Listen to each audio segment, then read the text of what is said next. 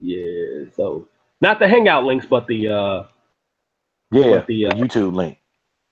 the YouTube link. So what's Oh, and popping, also, everybody? This your boy. Go ahead. We're on live actually. go ahead. Well, So this your boy. let Jimmy J Go ahead. do his info. Yeah, this your boy live and direct in full effect out the 832. Y'all already know how Jimmy J Smooth, dude, man. You know what I'm saying? So I'm here with my boy Craig again. We just What's chilling, happening, chopping it y'all? up. So let's get it going, get this thing started, man. So about this Lorenzo Wright situation, man, because uh of course my mother is very close to Herb Wright. You know what I'm saying? Hmm. You know what I'm saying? So with that being said, nobody in their right mind is shocked that this woman ended up as a prime suspect. And from what I've read this morning, because details are constantly coming in by the second, there's a third suspect. You know what I'm saying? Yeah. And not only that, but this woman tried to kill this guy multiple times. Yep. And You but know what hold I'm on. saying? Now, okay, Thaddeus Matthews had this psychic on his show. She said the same thing. She said there's a third suspect that is currently ducking and dodging them now, and his third suspect also has another case on him about some little missing little girl or something like that. So I don't know what that's about, but yeah, as of now, Shar, what's her name? Shara, Sure, right. Whatever the fuck you yeah. call her. Okay, but as of right now, Cheryl Wright, and I was watching Good Morning America this morning because I was catching up with a show I recorded from last night. Cheryl Wright is about to face three first degree murder charges. One is premed attempted premeditated first degree murder, conspiracy to commit first degree murder, and outright first degree murder. So they saying she indicted on them charges. Now, dumbass Billy Turner, this fool decides to plead not guilty. And from what they were showing on the Good Morning America clip of Lorenzo White's mama hollered out talking about some, you need to stand up there and tell everybody why you killed my son. Say you ain't had he said he ain't did nothing to you. That's what you need to stand up there and do instead of looking stupid. And she was mad, and then Judge was telling Lorenzo's mama to calm down, you know. But that's what everybody want to know what the whole deal was about. But the thing, And what judges need to understand that when somebody son get killed, mhm, you know what I'm saying? Son, nephew, niece, anybody that's a child that's on your bloodline, you're gonna feel some emotion.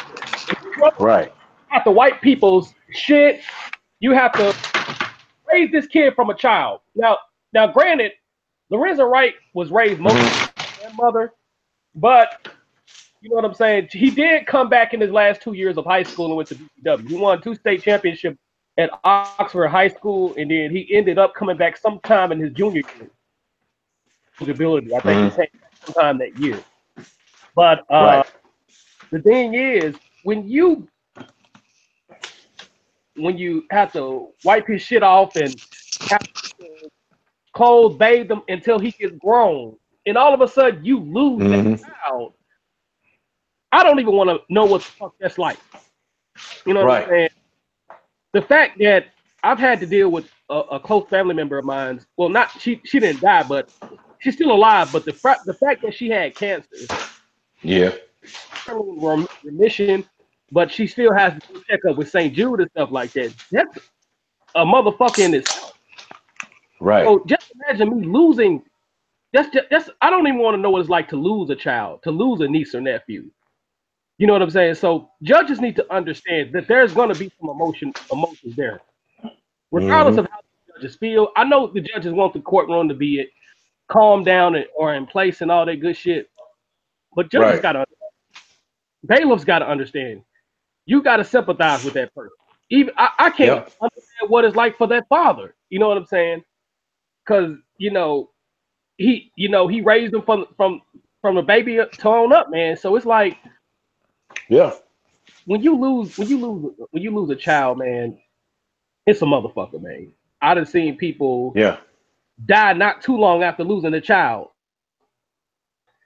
Yeah, Wait. I've heard stories about people dying after hell, even dying after giving birth to some. Mm-hmm. Uh, I mean, because that's the one thing a parent don't want to go through with the loss, with the loss of their child and stuff. Yeah. And and uh,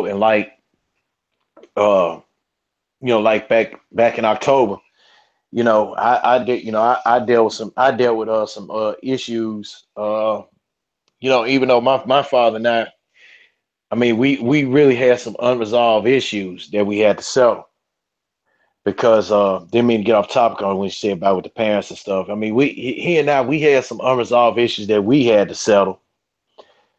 And a lot of people knew it, and then some people was like, "Well, if you feel like he need to give you an explanation on something, man, your dad really don't owe you nothing." But people don't understand, and when we was just discussing last week about parents that used to do some fuck boy and fuck girl shit. He did some fuck boy shit. He did what put like he did some penultimate fuck boy shit to me when I was younger, and then then as he got older, and it's just some things that he did, some things that he did, Jimmy. I told you something what he did when I was in my last year of the military in the military. I didn't go on public with it, but you get my drift.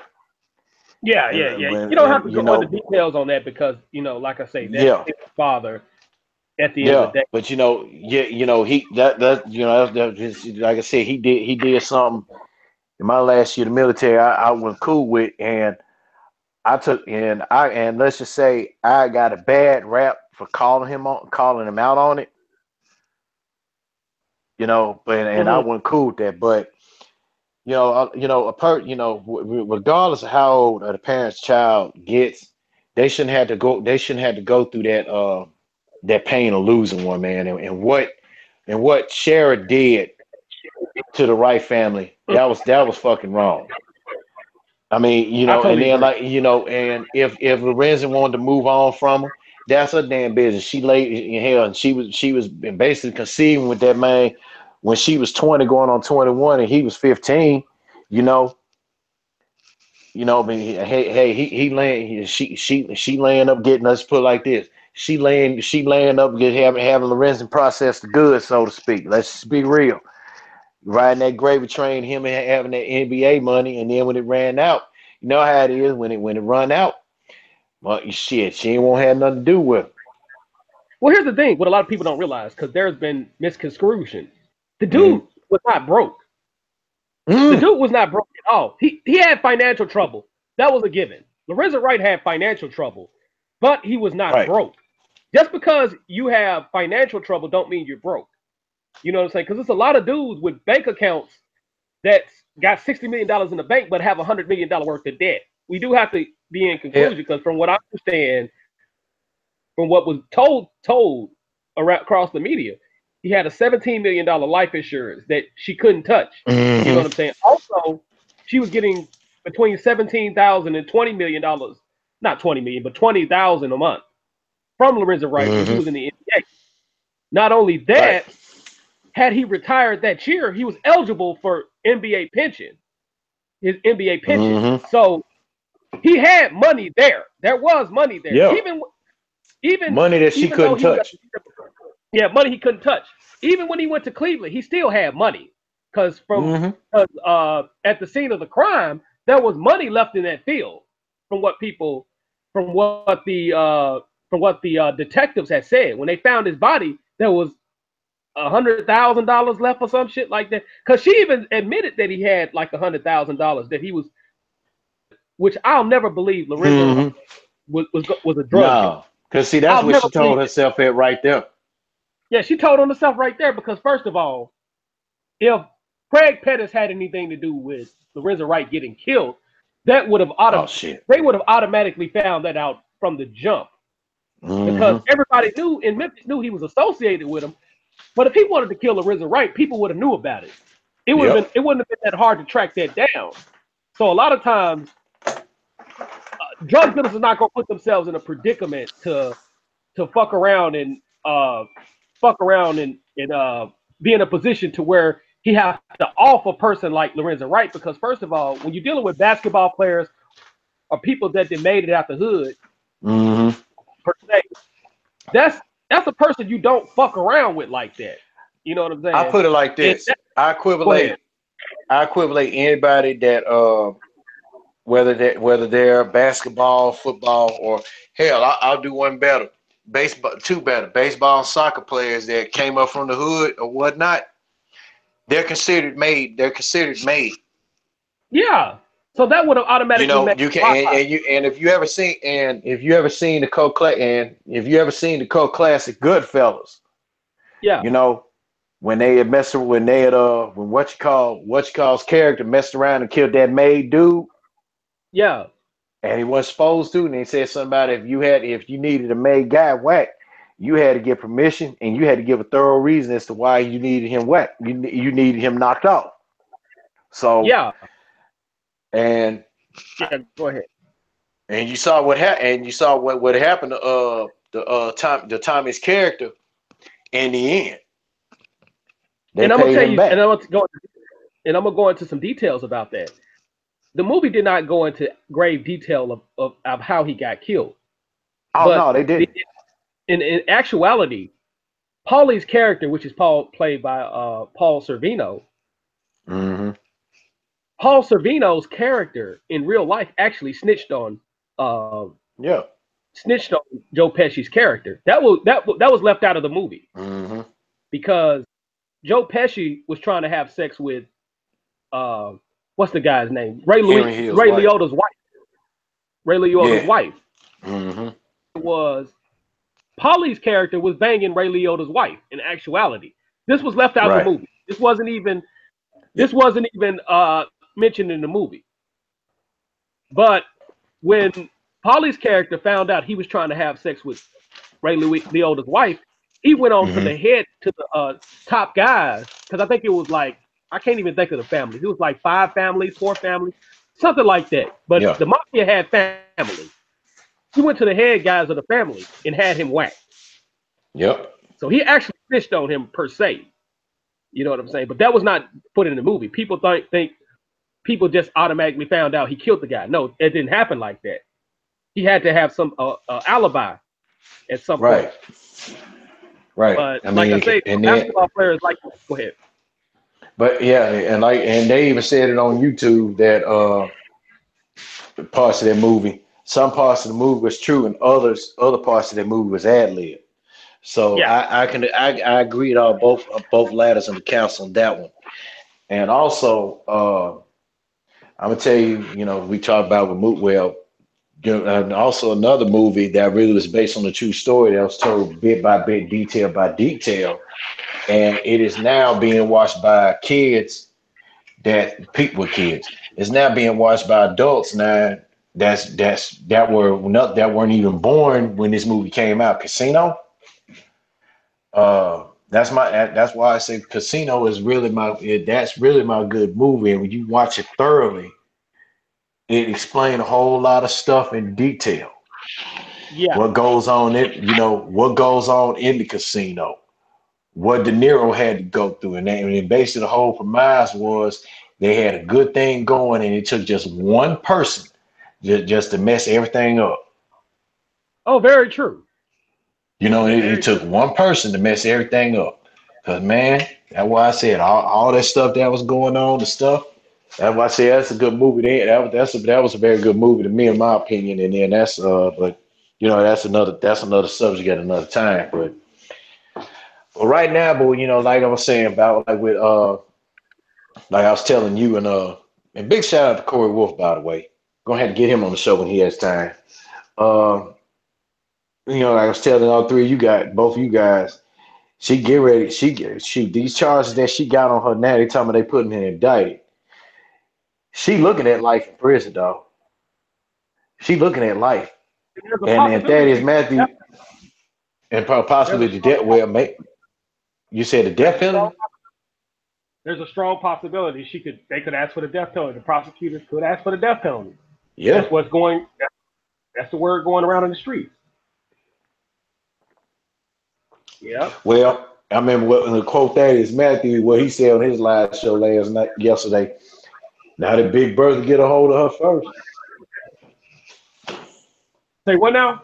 Thaddeus Matthews said something about if Big Bertha get a hold of it and shoot, it ain't gonna be about shoot. She might not even she may not make it in jail. You know, if you got one of the Big Berthas in the jail, you know, Oh, I'm like damn. But I was, I was just glad, like I said, and I said on my Facebook post, she just didn't just go ahead and plead guilty, man. That way to save that family grief and put some peace. That way, Lorenzo's family can have some peace. Cause she ain't already disturbed she ain't already disturbed their peace for 7 years, man. Come on, and she been ducking and and not just that, dodging, and she been in and not just that, California. and not just that. The family never liked it her. Uh, Yeah, that that was well documented. and the fucked up part about it, because usually you have, when mama don't like somebody, usually the sister or one of the siblings liked her. But from what I understand, none of the siblings, none of the brothers, nobody in his fucking family, you couldn't find nobody in his family that liked her. From what I understand, Man. you know what I'm saying. I'm using from what I understand because I Mm-hmm. don't know 100%, but it's damn near true. Goddamn it, because like I say, my mother knows her very well. She knew him from the police Mm-hmm. department. You know what Hey, I'm I'm saying? put it When like this. Hey, shit, yeah, you said about with mothers. Hey, your mom is like the head of the mafia, so to speak.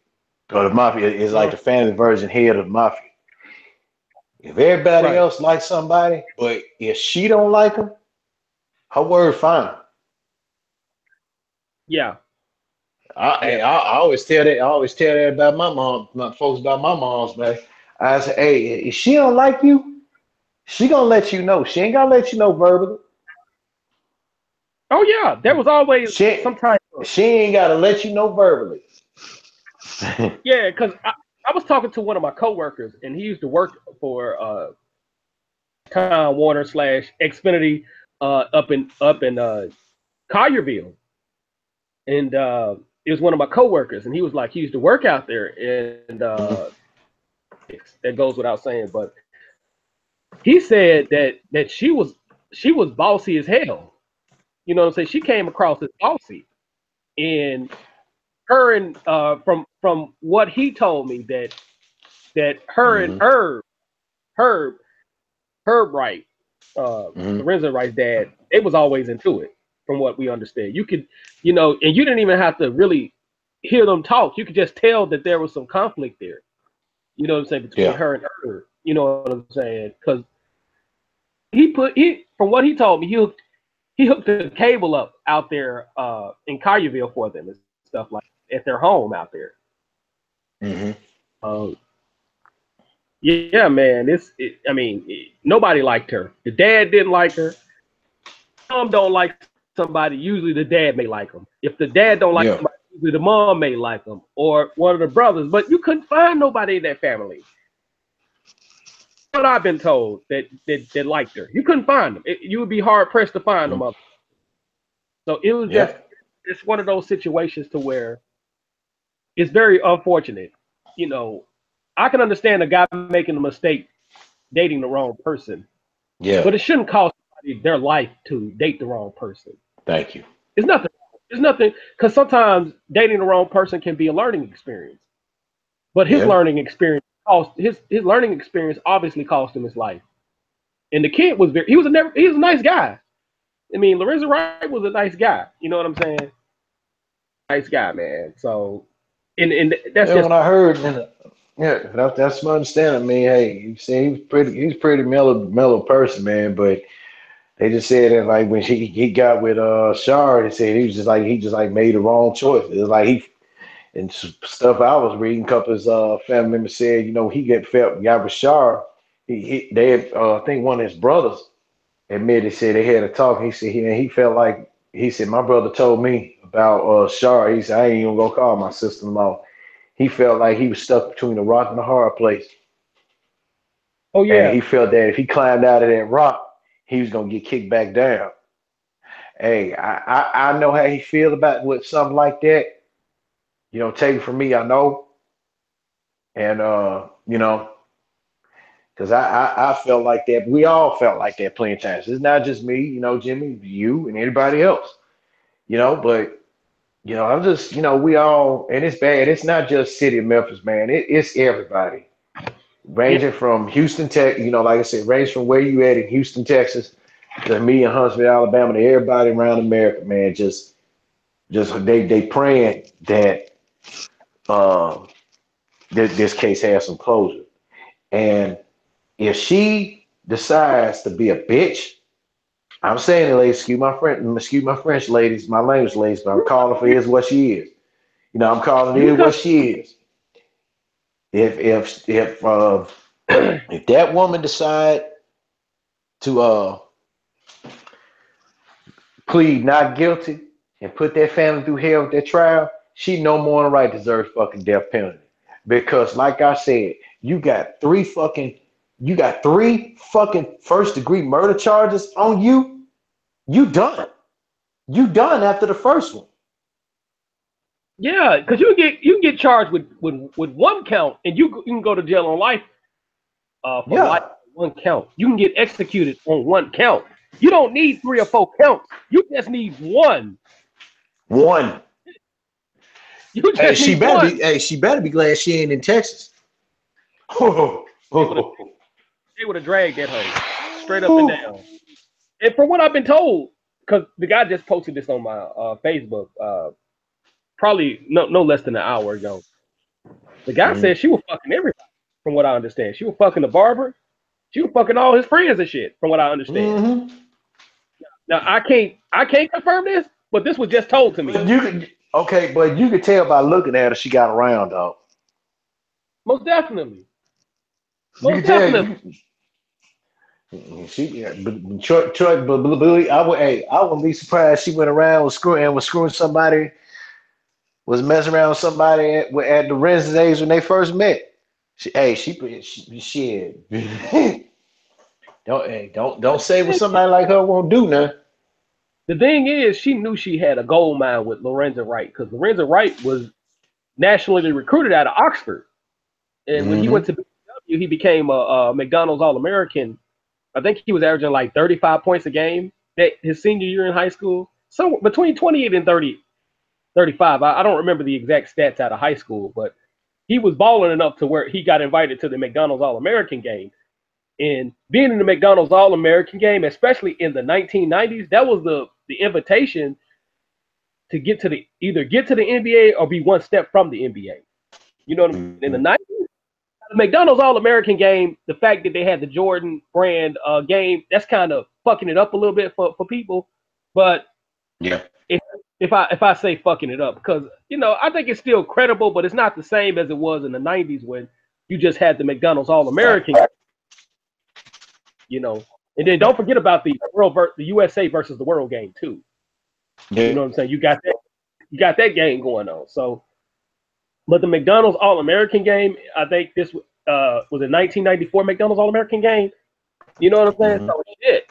I mean, that motherfucker was that motherfucker was the invitation to get to the NBA.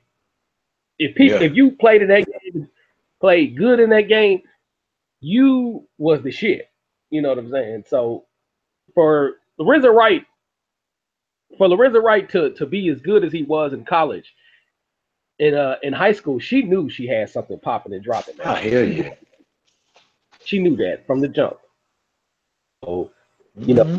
I mean, Lorenzo Wright didn't have the best NBA career in the world, but he stayed long enough to have some type of relevancy, and he stayed long enough to be eligible for attention. Because it's hard to stay in the NBA for 12 years.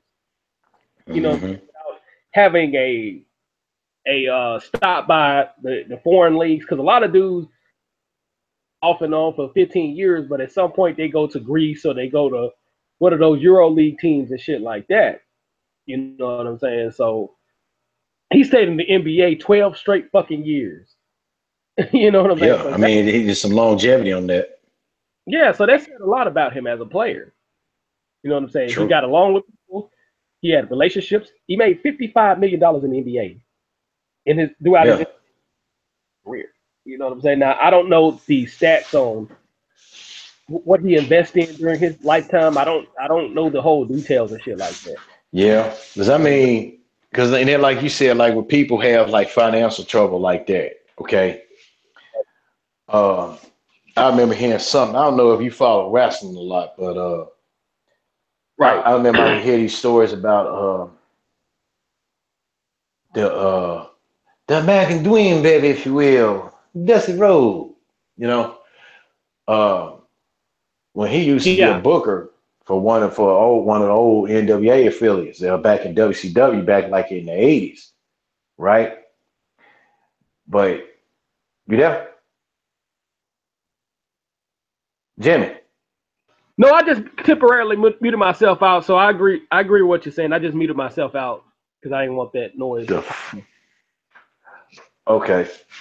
Uh, but yeah, it was remind me of like I was saying. It was remind me of a story about what I heard about the American Dream, Dusty Rhodes, man. Now, if anybody that listen to this show, if you didn't watch wrestling and then don't know who he is, you better YouTube him. That's all I gotta say. But there's been still it was stories going around like when he was a booker or stuff like that. Like one of his old bosses said, these fools that had a wrestling show that brought in one time they brought in over $250,000, but then they turned around and they lost 60. Right. What the heck? Like they like okay, what the fuck? That, and then really, man, I'm tell you this here. And see, sometimes like when things like with money and stuff like that, like you said, Lorenzen, yeah, he had financial trouble, but he was far from broke. He probably didn't have the right people investing in his looking at his portfolio and stuff like that. And if anybody, have you ever seen that 30 for 30 special called Broke? Yes, sir. Okay, I was waiting. I'm wondering what the hell going on with you in the background, man. I know I ain't got no noise going on back here, but Okay. yeah, but Go ahead. yeah, but like I was saying, but like with Broke and everything, Broke explained in detail. Like one dude, he said he was in the NFL for like 8 years, and then he heard him got on down, and he had said it was a player. He said he ain't gonna say his name or everything. He told me, he said, I need you to look at my portfolio before I get some started here. He said he looked at his portfolio and he told me, he said, man, your shit is just about as wrong as all outdoors. Told him where everything. He told him if he had went on with that, he said he would have been broke within a month. Damn. So damn, yeah. So he told him he straightened out. He had him. He became. He said, I'll tell you what. You get rid of this guy. You get rid of this person that's doing your finance portfolio, and I'll handle it for you. He said, nah, this dude is successful. He got money floating everywhere, and he's not living. He's living like a regular person. He didn't say who the player was, but I mean, and you also, and it's not just players, man. It's regular people. And like I said, when you got people, like I said about, like I made a poll about one guy. If you've been working at the same company for 30 years, man, you better have. You going out. You going out. I couldn't hear you. Okay.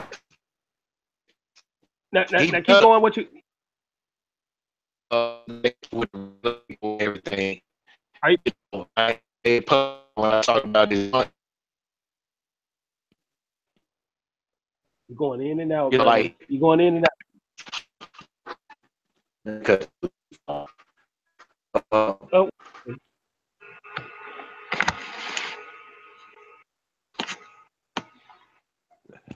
yeah, we on live, y'all, with technical damn difficulties. Testing 1, 2, 3. Second time this week. You heard?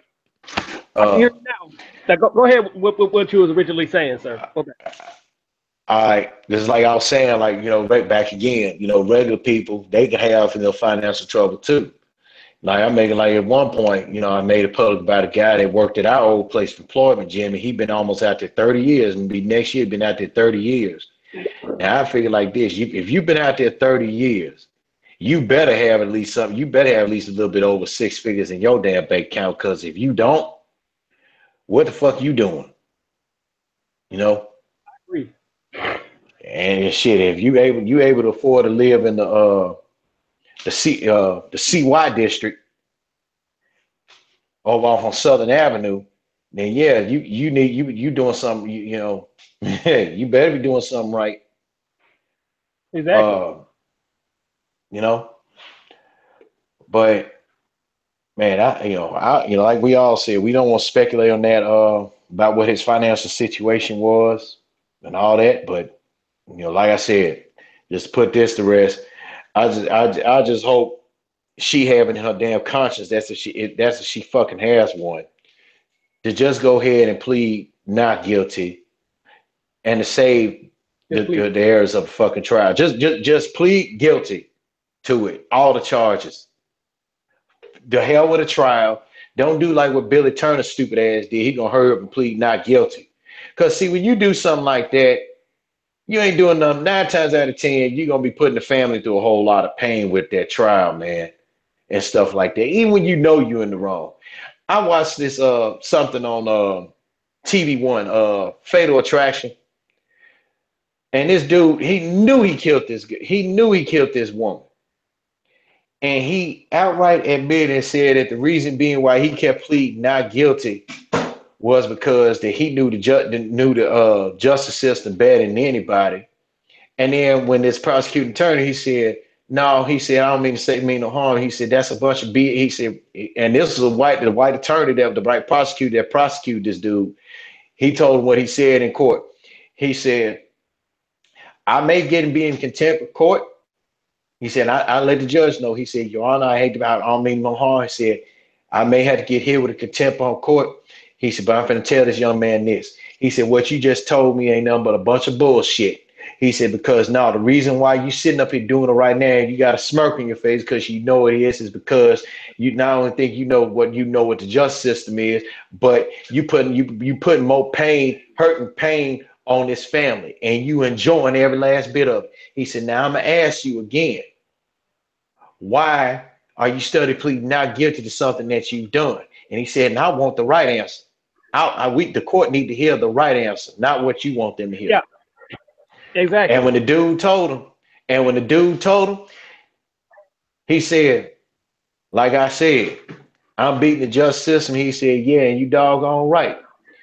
And he said, "I'm putting pain and hurt in the family. Hey, if I am, I'm sorry, but it is what it is. I gotta do what I gotta do to survive." So when that attorney said he gave him that look, he said, "No further question, Your Honor." He said, "I was so mad with him." He said, "I had to get up and excuse myself from the court for a while." Man, and that judge didn't take him long, didn't take her, then the judge didn't take long to get a verdict. Guilty. That man was sentenced. That man, and it was a crime that happened in Texas, of all places. Since that man to 60 years. Yeah, I I'm agree. like, damn. I'm like, that's messed up. You gonna stand there at the court and admit that you wanted to put that pain and hurt on the family, you know?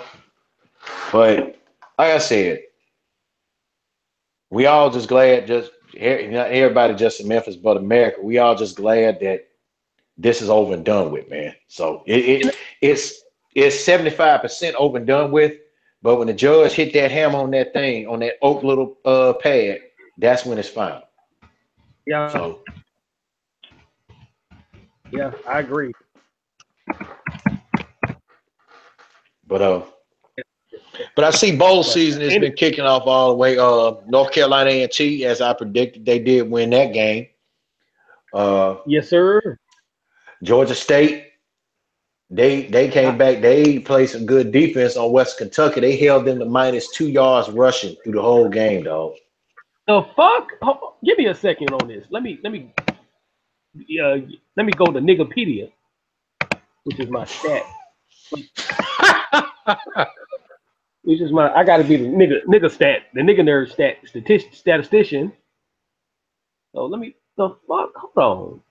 Let me Minus 2 yards.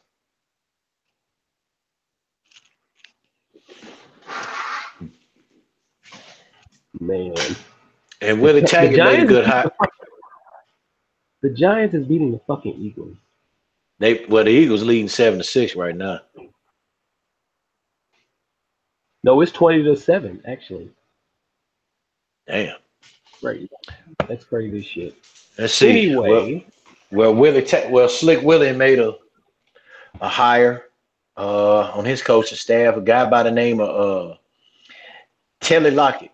He coached former FSU running backs Devonta Freeman and Dalvin Cook at Miami Central High. So he's joining the coaching staff. Uh, great job. yeah, okay. So that's one good thing. Uh, well, former FSU defensive coordinator Charles Kelly, he didn't kick rocks, and so he's going to He's gonna be interviewing for the Colorado State job this week. Let's Yeah, see. I am Also, they trying said, to. Yeah. let's see. I'm reading the courtesy here from the Chicago Tribune. It said Okay. Jimbo Fisher had hired 3 of his former assistants to join him in Texas A&M. So he got Tim Brewster to be the tight ends coach, Jay Graham as running backs coach, and offensive analyst. I'm pretty sure you heard this name before, Damian Craig, to be hired in the same position at Texas A&M. Good luck with that, boys. I think that's a good. I think Damian Craig would be a good hire for A&M because he has experience as a player, and not just as a Mm-hmm. player. He was a good player. He was a good player at Auburn, man. You know what I'm saying? Even though I think he should have been a 4-year player, but he was Mm-hmm. dedicated to Auburn so much that he was like, "Shit, I'm gonna fuck with him."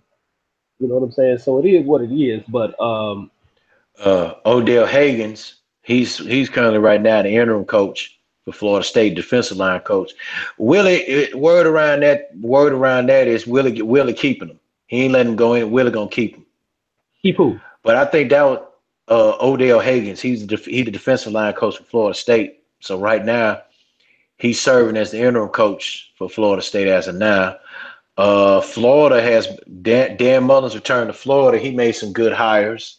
But before I get on the Dan Mullen though, is it just me or did those 2 coordinators in which the athletic director basically said he didn't want them to fucking leave because he didn't want that quarterback to go through 4 different coordinators in 4 years? Do you basically think that was a FU to him and along the fact that Herm Edwards is what color? That's what I thought. I think that's the reason being. I think that is too. Because I'll admit it. because Herm didn't want to get that because Herm was you could tell he was pissed about it, and he told them dudes he was gonna keep them anyway because that's what he said. He said, "Hey, I'm keeping you guys because y'all know the offense, y'all know everything else." So I mean, what else could Herm do? He went on here and promoted. Excuse me. He went on here and promoted the co-offensive coordinators up under him to have a full-time gig. I mean, that threw Herb in for a loop, man. Yeah. And that AD, and I'm gonna say it, that Arizona State athletic director has every right to be pissed at them 2 dudes. If he said that I didn't want y'all to leave when the next coach came in, he meant it. You do what your boss tells you to do. Matter of fact, you do what your boss asks you, let alone tell you what to do as a favor to him. You don't say, yeah, all right. It's more like I'm gonna put it like this. What they did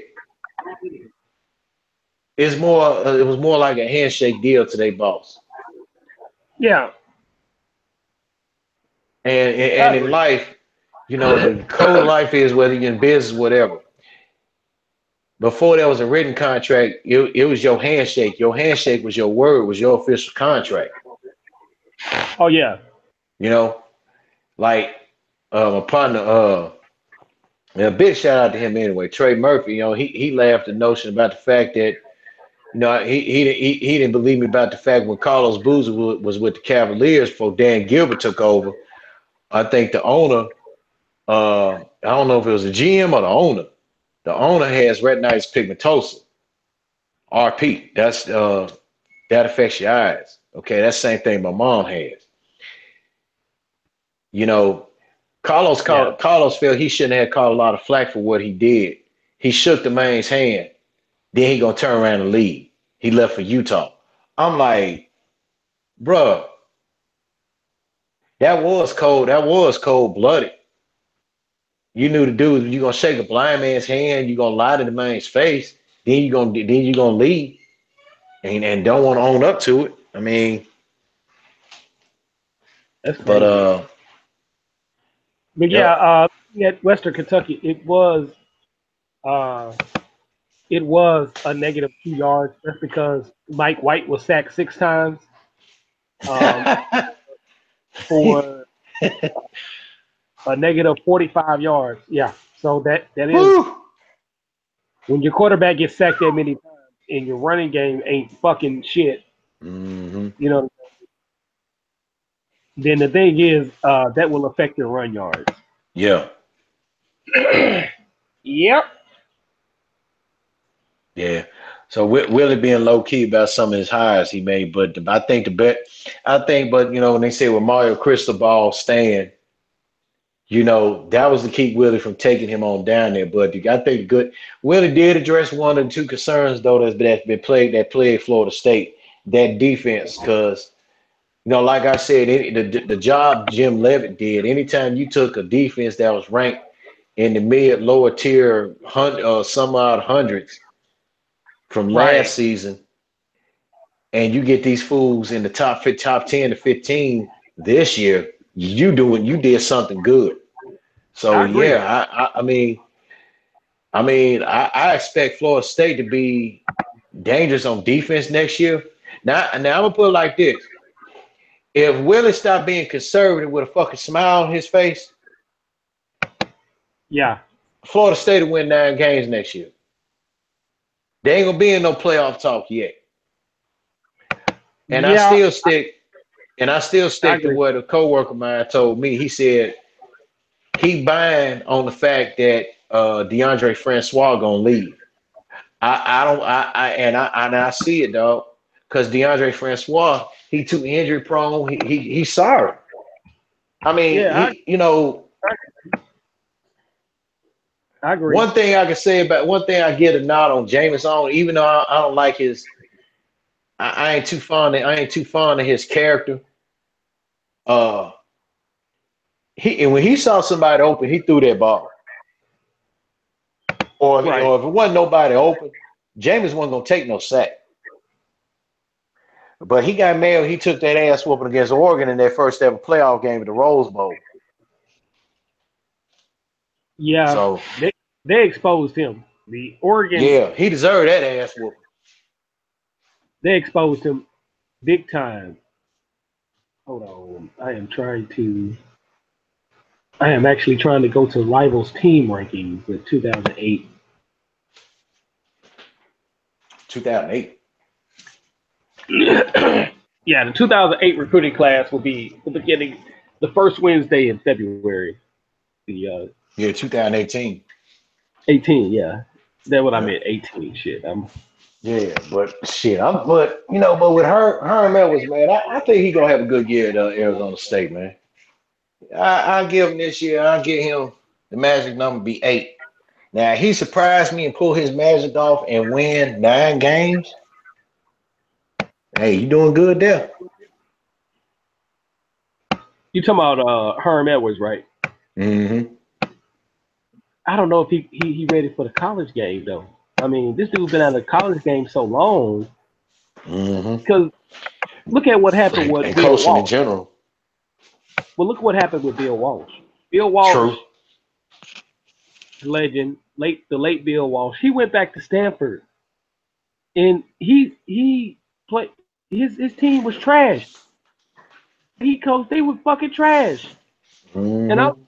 and I like Bill Walsh, but he fucked up when he went back to Stanford, dog. Hell yeah. I mean, he should have sit his ass down somewhere. He should have had plenty of seats for True. that.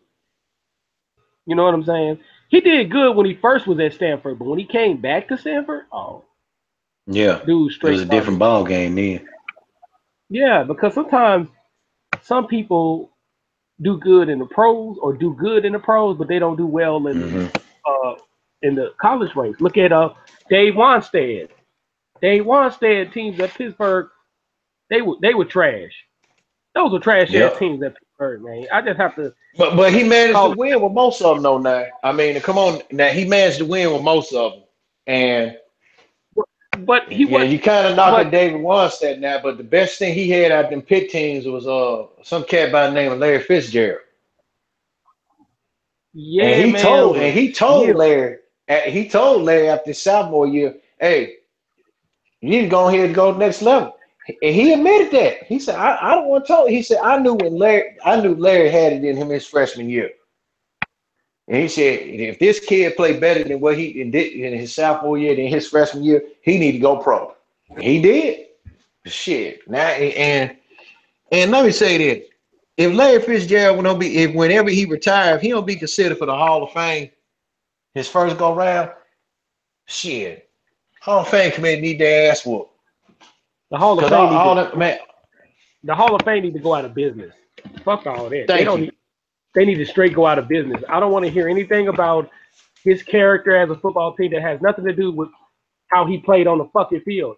I wish motherfuckers like Skip Sayless, aka Skip Bayless, talking shit about talking this shit like about a motherfucker's character on the field and shit like that. Character off the field and locker room issues that don't have nothing to do with can the motherfucker play. You never say Hmm. this. You never say this shit about white players who've had off the field and locker room issues, but you got something to say Oh, he about. has now, but but he's not. But we already know. See, he's not a big fan of To anyway. But you also got to think about what Rand. I'm gonna put it like this. Now Randy did some little fuckboy shit on and off the field, but he was man enough to admit it. He said some of the shit he did it for a reason. He was But just being Randy Moss. but does that should that deny you from the Hall of Fame? That's the Hell thing. no. Exactly. So at any given moment, if you're a good football player, a good basketball player, or any good player, you should not be denied to be in anybody's Hall of Fame because of your issues off the field, off the court, or whatever.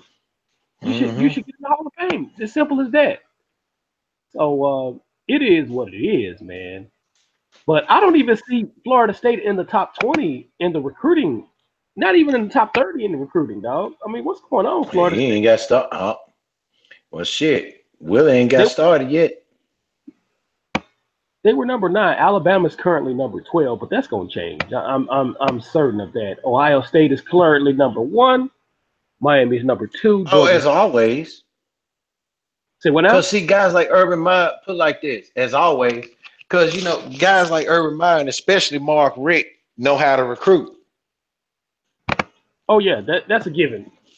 The top 10 right now is Ohio State, Miami, Georgia, Texas, Notre Dame, Penn State, aka Penitentiary State.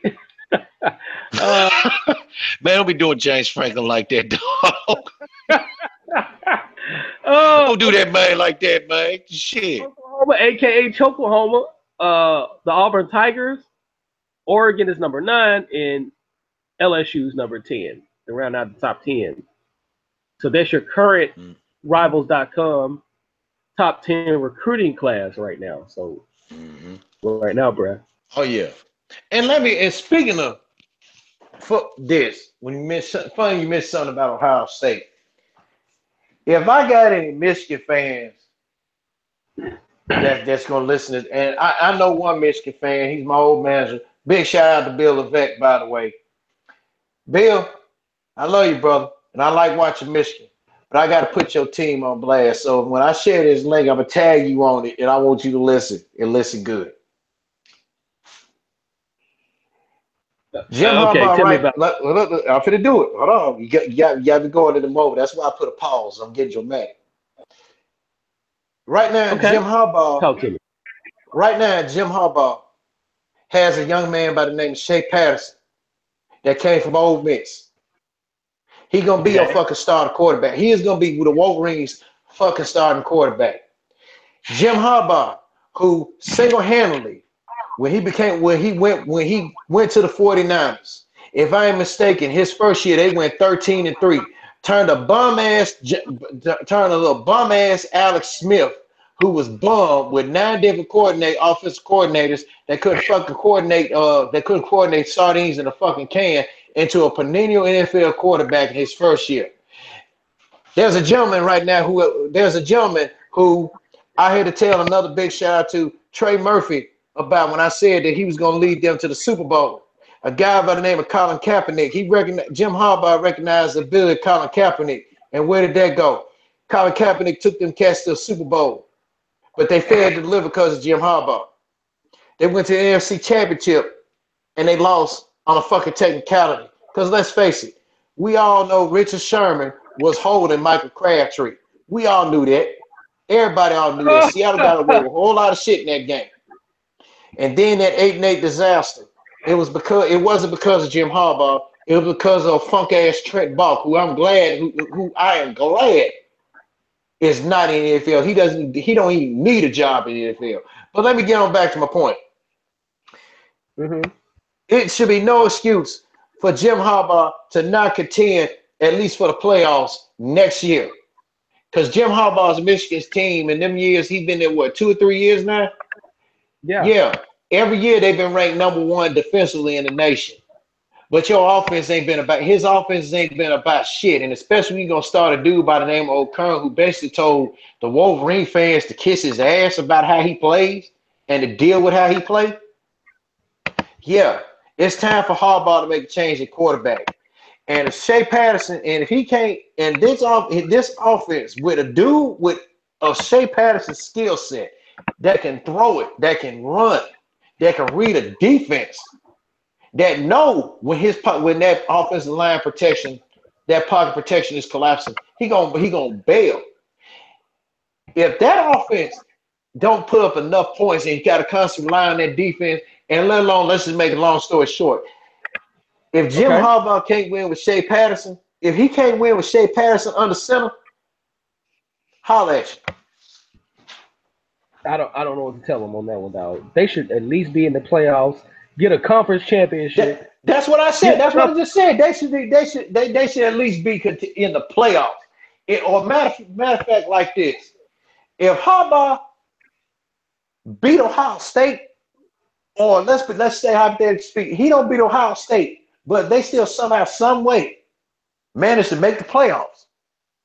He doing good. But if his offense can't score no points, and if my understanding, looking at on the Michigan Wolverines football coaching staff page, he's got one of the best offensive staffs that is, bar none, in the Big Ten, second to Urban Meyer. But anyway, let me be reckoning Urban Meyer shit. Urban Meyer's offensive staff, it's been said that the coaches get on their nerves because he changed his mind every fucking damn minute. He had like an Alzheimer's patient. Like he don't want to know what he want to run on offense. But anyway, Shea Patterson, dog. Ain't no reason for you not to win. Ain't no reason for your team, the Michigan teams, to score at least more than 20 or 30 points. But here's the thing. With Michigan, University of Michigan, excuse me. They gotta declare him eligible because he's transferring from another school. But the question will be eligibility when they transfer. Because if you don't, he got to ride that pine, and that quarterback they currently have, they got to deal with Slaughter at quarterback. But if he's just so O'Kern is some Slaughter. But if he can get eligibility right then and there, then he should be popping and dropping. You know what I'm saying? Are you there? Yeah, I was drinking something. My bad, man. I was drinking some water. But yeah, I mean, if Harbaugh don't win with this dude here, if he become eligible, he gonna be on the hot seat. Cause really, Harbaugh don't know it or not, he on the hot seat. He kept putting O'Kern in. Mm-hmm. And when your quarterback basically tell your fans to kiss his ass, deal with how he played, and he still play the same way that he been playing, yeah, you got a right to get chewed out. Yeah, every bit of it. Every bit of it. Mm-hmm. Because they say he caught fire from that Michigan from that Michigan State game. Instead, that man just throwing the ball away. He just gonna throw it up in the air. And dude from Michigan State caught the ball, intercepted. He just kneeled down. He just looked at Michigan play. He's like, "Fuck, what's up with your quarterback, man?" And he did. He was like, "What the Mm-hmm. fuck wrong with your quarterback?" That's bad when Yeah. opposition knows your quarterback sorry. That's bad when Do they the gonna take? person that intercepted your sorry quarterback asking your opponent, "Fuck wrong with your quarterback?" Oh yeah, they're gonna take advantage of that shit all day, every day, man. You know how it Yeah, is, yeah, man. and this is at the end of the game, man. Damn near at the end of the game, Michigan had a chance to get the field goal range. He just threw the ball up in there. He just said, "Fuck it," Man. and then gave an excuse talking about he couldn't see because of the rain, and then because the fans didn't like how he played anyway. So I mean, Oh, Harbaugh had to deal with what we had left because he had that Wilson Spate dude, which yeah, that was a Brady Hoke recruit, but Wilson had at least Wilson was smart enough to get rid of that ball when it was needed. Wilson I, was spotty on a lot of shit, but O'Kern, no, he, woo, man, don't get me started on that on the next, but shit, oh yeah, but man. yeah, but yeah, I'm ready for all these bowl games, man. Ready for these bowl games commence. Because I did say probably sometime next. I am going to make an announcement. I did say that I was going to post it on Facebook because I'm gonna figure out how to do it on here. How you do with the Hangouts? How you can be able to go live with it on Hangouts stuff? Because I don't think people follow Hangouts anymore. And the only way they'll do it is if I post it through YouTube. But I'm thinking for my Let's Draw on Something. The first episode. Give me a Uh, second. the Let's Draw on Something episode. You're gonna be the first guest because we're gonna talk about all the bowl games and stuff. The better half of the bowl games, if you will, Right. and all the recent issues. You know, I'll let you know when that'll commence. So it's probably gonna premiere that after the national championship game be over with and stuff, or talk about it then before and after. So it's gonna be one of them. It's probably gonna be on the first, either the first or the first Friday of next month or the second Friday next month. So I made that announcement right then and there. Let's Draw on Something will premiere on January 5th. Okay. Most definitely. Most Date definitely. subject to change.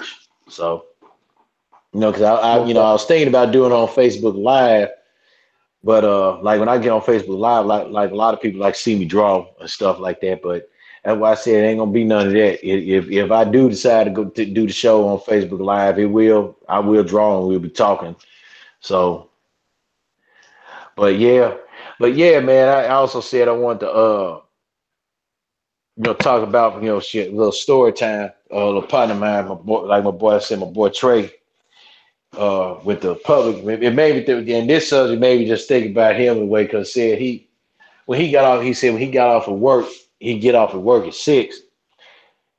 Uh, he said when I called him when he had called me at work, the man was at the downtown terminal around about at 10 something. He said I supposed to had my ass home.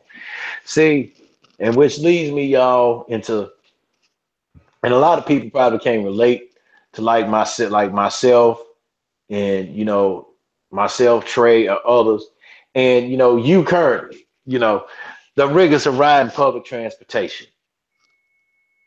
Oh Okay, yeah. it could be a motherfucker at times. And I'm gonna tell you something. That if Memphis was well versed like how New York and Chicago is with transportation, if my boy Trey was getting off at 6 o'clock, if he missed one bus to get to his stop, you best believe there's another one coming behind him 5 minutes after.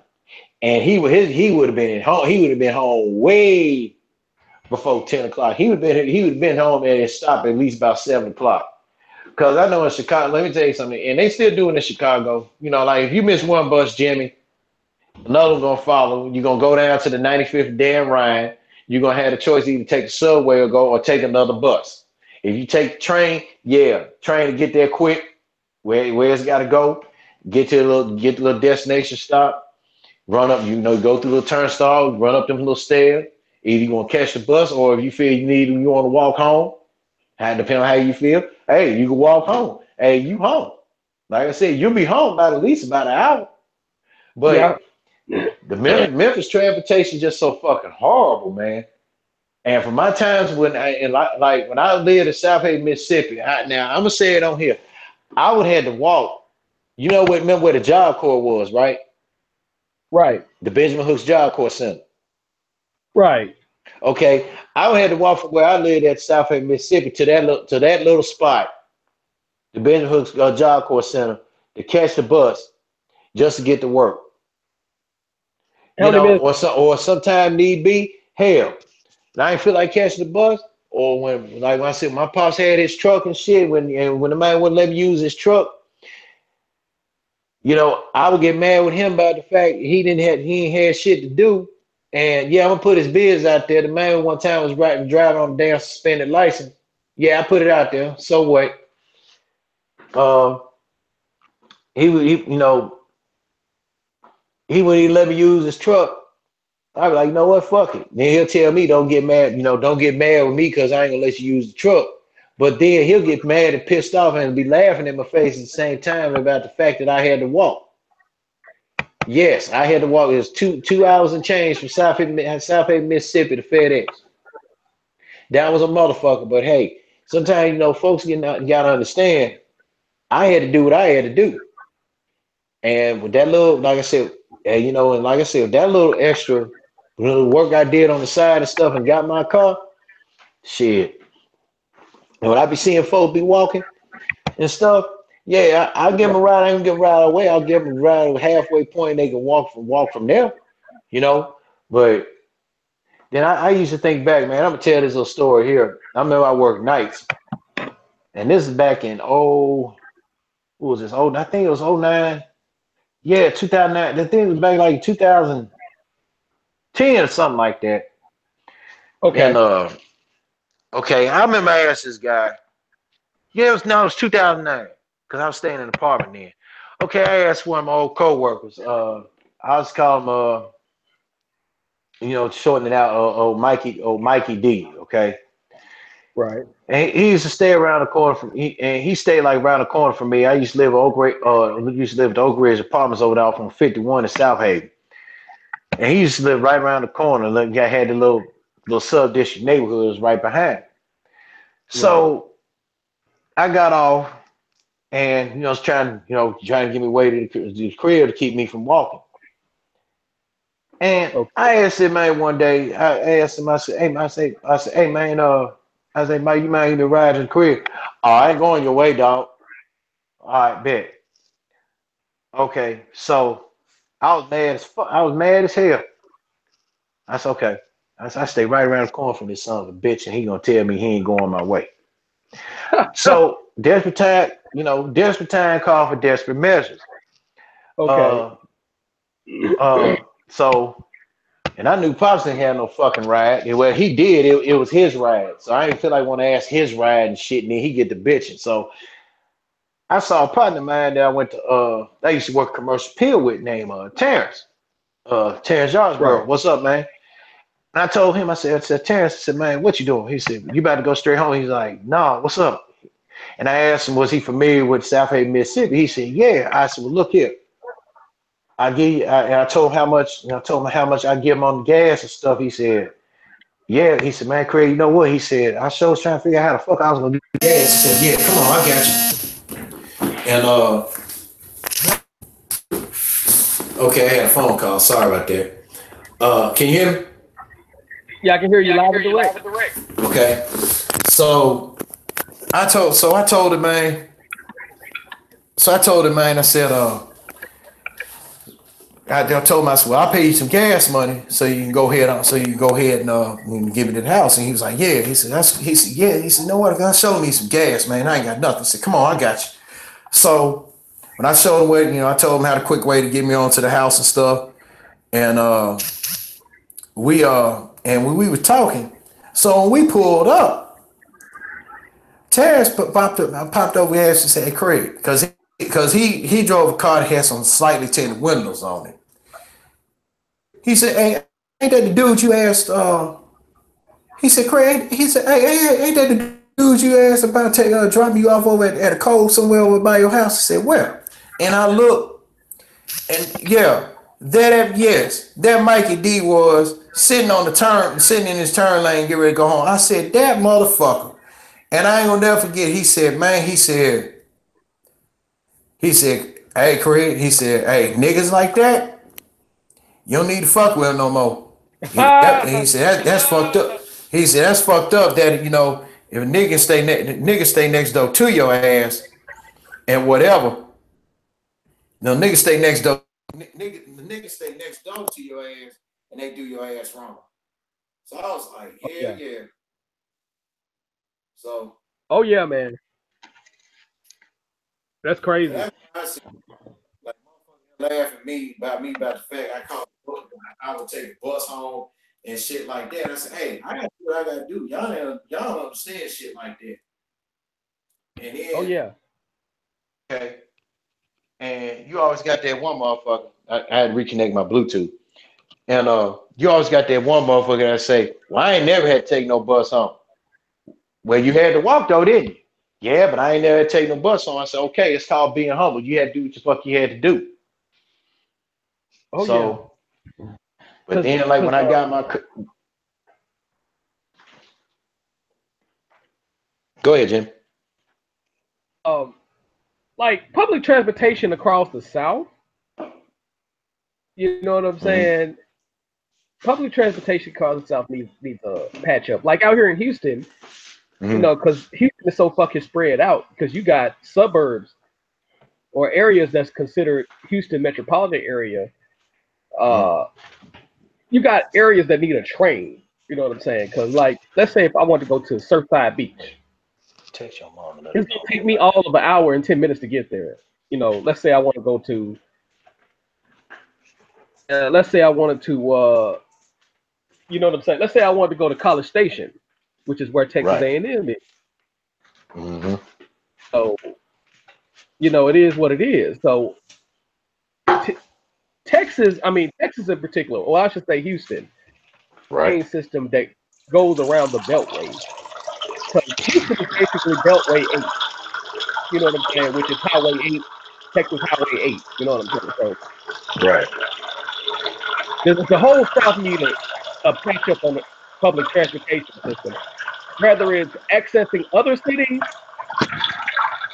accessing, you know what I'm saying, suburbs around the area. And a big reason why a lot of those public transportation sucks in the South is because a lot of those people be shooting down projects. Like in particular out here, you got the Galleria area. Now the Galleria shopping center, which is anybody who's been to Houston or know about Houston, they know about the Galleria. You know what I'm saying? Well, in that area, in the Galleria area, there have been multiple times where they have rejected, and I say they have rejected the idea of a light rail going to the Galleria area, and that don't make no damn sense. Just like from what I understand, MATA, which is the Memphis Area Transit Authority, they've been trying to put a light rail / trolley that goes to, but they've been having rejection. People in South Haven don't want that motherfucker, or DeSoto County don't want nobody to come down there. Yeah, that's why, and I was about to mention that because I remember a while back South Haven wanted to propose like a bus line that'll go on certain parts of the town, and then like if folks live in Tennessee, a bus will take them like to the state line part and back, but they rejected that too. But but that's why I just said it's public, like I said, public transportation, man. I mean to cut you off from what you're talking about. It's a risk and a reward, because man, sometimes when you ride public transportation, shit, you putting yourself and you kind of, you putting yourself at risk. And I never used to like, I hate, and I'll admit I hated riding public transportation, but I had to do what I had to do. And And then, like I said, when years later, when I got my car, the same folks that was making fun of me about me bumming rides to work, bumming rides home, and all this other little stuff, and having to walk to this and that, catch the bus, them the same motherfuckers that's walking there. So, I know. you know, Yeah, I totally agree with that. And and see, and that's why I said, and then another thing, I'm gonna say this, and them same folks that was laughing at me when some refused to give me a ride, or when some was quote unquote wasn't going my way, dog, and all that. Hey, you know what? For me, that has stuff like that has never really affected me. You know what I'm saying? If people didn't want to go my way, I'm like, you know what? Fuck you. You know what I'm saying? This is what I do. It. Because I've always been the type of person. I'm gonna get home one way or another. Whether I gotta catch a right. taxi, I gotta catch an Uber, or catch the bus home. You know what I'm saying? Now, somebody offered me a ride to work. You know what I'm saying? I'm not gonna turn them down. You know what I'm saying? If they need some gas money, I'll fuck with them. Yeah. You know what I'm saying? So it is what it is. You know what I'm saying? But I think some people should have some type of common courtesy, or at least offer somebody a ride. But if they don't offer me a Yeah. ride, the way I look at it, and that's just how I get down, I'd be like, you know what? Yeah. All right, I ain't studying their ass. And I'm the same way too, man. I mean, I offer you a ride, you tell me, no, I'd rather ride. Well, okay, that's you. Shit, Because I know if I and had a then, vehicle or had the ability to drive, if I knew somebody that I knew they had to go to work or something like that, I'd drop them off halfway to the bus stop or station or something. I would give them yeah, a courtesy. That's the type of person I am. You know what I'm saying? If I knew the mother, yeah. I mean, and well, that's we ain't like got if I no. was in, and that's like if I was living in Chicago, if I saw somebody walking, or if they say, "Hey, man, you might give me a ride to train station," no problem, you Yeah. know. But like my boy Murph said, like my boy Trey Murph said, he said he got off of work Uh-huh. at 6 o'clock. He said he got out of work at 6 o'clock. Okay, and he said well he had to catch the bus at, let's just say it's somewhere in South Memphis. And said well he had to catch the bus at. He said the bus was supposed to came around about 7 o'clock. He said, Craig, that motherfucking bus didn't get here about damn near 7:45. I said, oh, they'll do that shit. They'll do some shit like that. I said, you got some that don't want to be here, that can't be here to schedule. And you got some that just want to fuck around, and take their time. I said, but mainly sometimes the reason why they'll be late, you got them school children too now. I As you got to agree. factor in the school, you got to factor in the school children. But if that driver didn't have no school children on the bus, then it wasn't no fucking reason for him to not be late. You I know. agree. So that's why I see. That's why I see. I'm glad I don't have to ride in that now. How the public transportation work down here in Huntsville, they got buses going all different routes. But they stop running at a certain time too. But like you You have got a Uber. bus that'll go to, huh? Y'all have Uber? Yeah, we got Uber too. You got some Damn, folks I that didn't take know. Uber. Got some folks that do Yeah. Uber. What's the other one? Uber and Lyft. Uh, Lyft. But like I said, like Yeah. the buses here, the buses here in Huntsville, they got them going out. They got certain ones going certain spots. Like University Alley, like some go to some going to UAH. Like some of the buses go down to UAH and University Drive.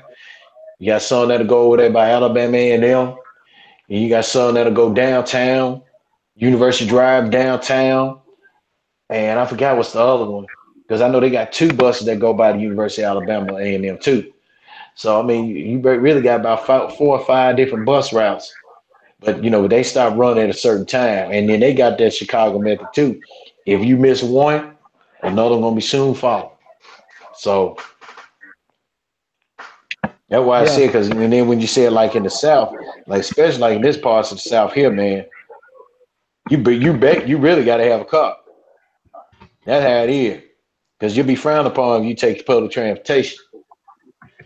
Big Yeah, city, I like I mean, said, like big city, like like what you said with Houston, and like I said, the Shy. I'll say Atlanta too, because I believe Atlanta has a subway. yeah, Atlanta, Atlanta even definitely though they has a tra subway. even Atlanta Atlanta subway. has a subway and public transportation, buses that drive 24/7.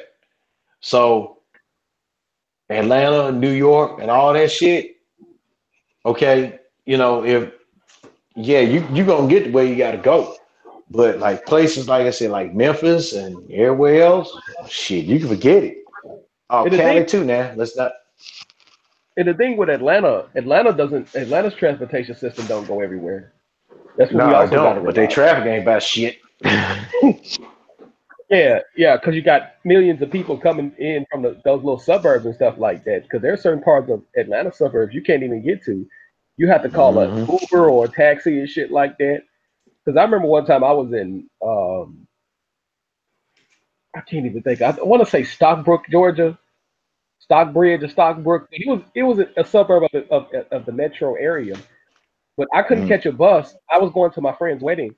I couldn't catch a bus out there. I had to call a taxi straight up and down. I had to Wow. call a taxi uh, leaving the suburb and going to the suburb. And if I wanted to go to his wedding, I had to call a taxi. No And ifs, you ands, or about buts out of about what, it. $50? Oh shit! Leaving, I probably, from what I remember, it was close to a million. I mean, not a million. What the fuck? It was close to almost $100. $100. I was about, Damn. you know what I'm saying? Damn. I was almost out of $100 though. Woo. You know what I'm saying? But that's the reason why I go to when I travel to the continental U.S. Hmm. I carry at least I make it my point to carry at least $1,000 traveling. And sometimes I come back with I remember one time I've carried like 1,500. I want to say to L.A. and I Hmm. came back with about 800.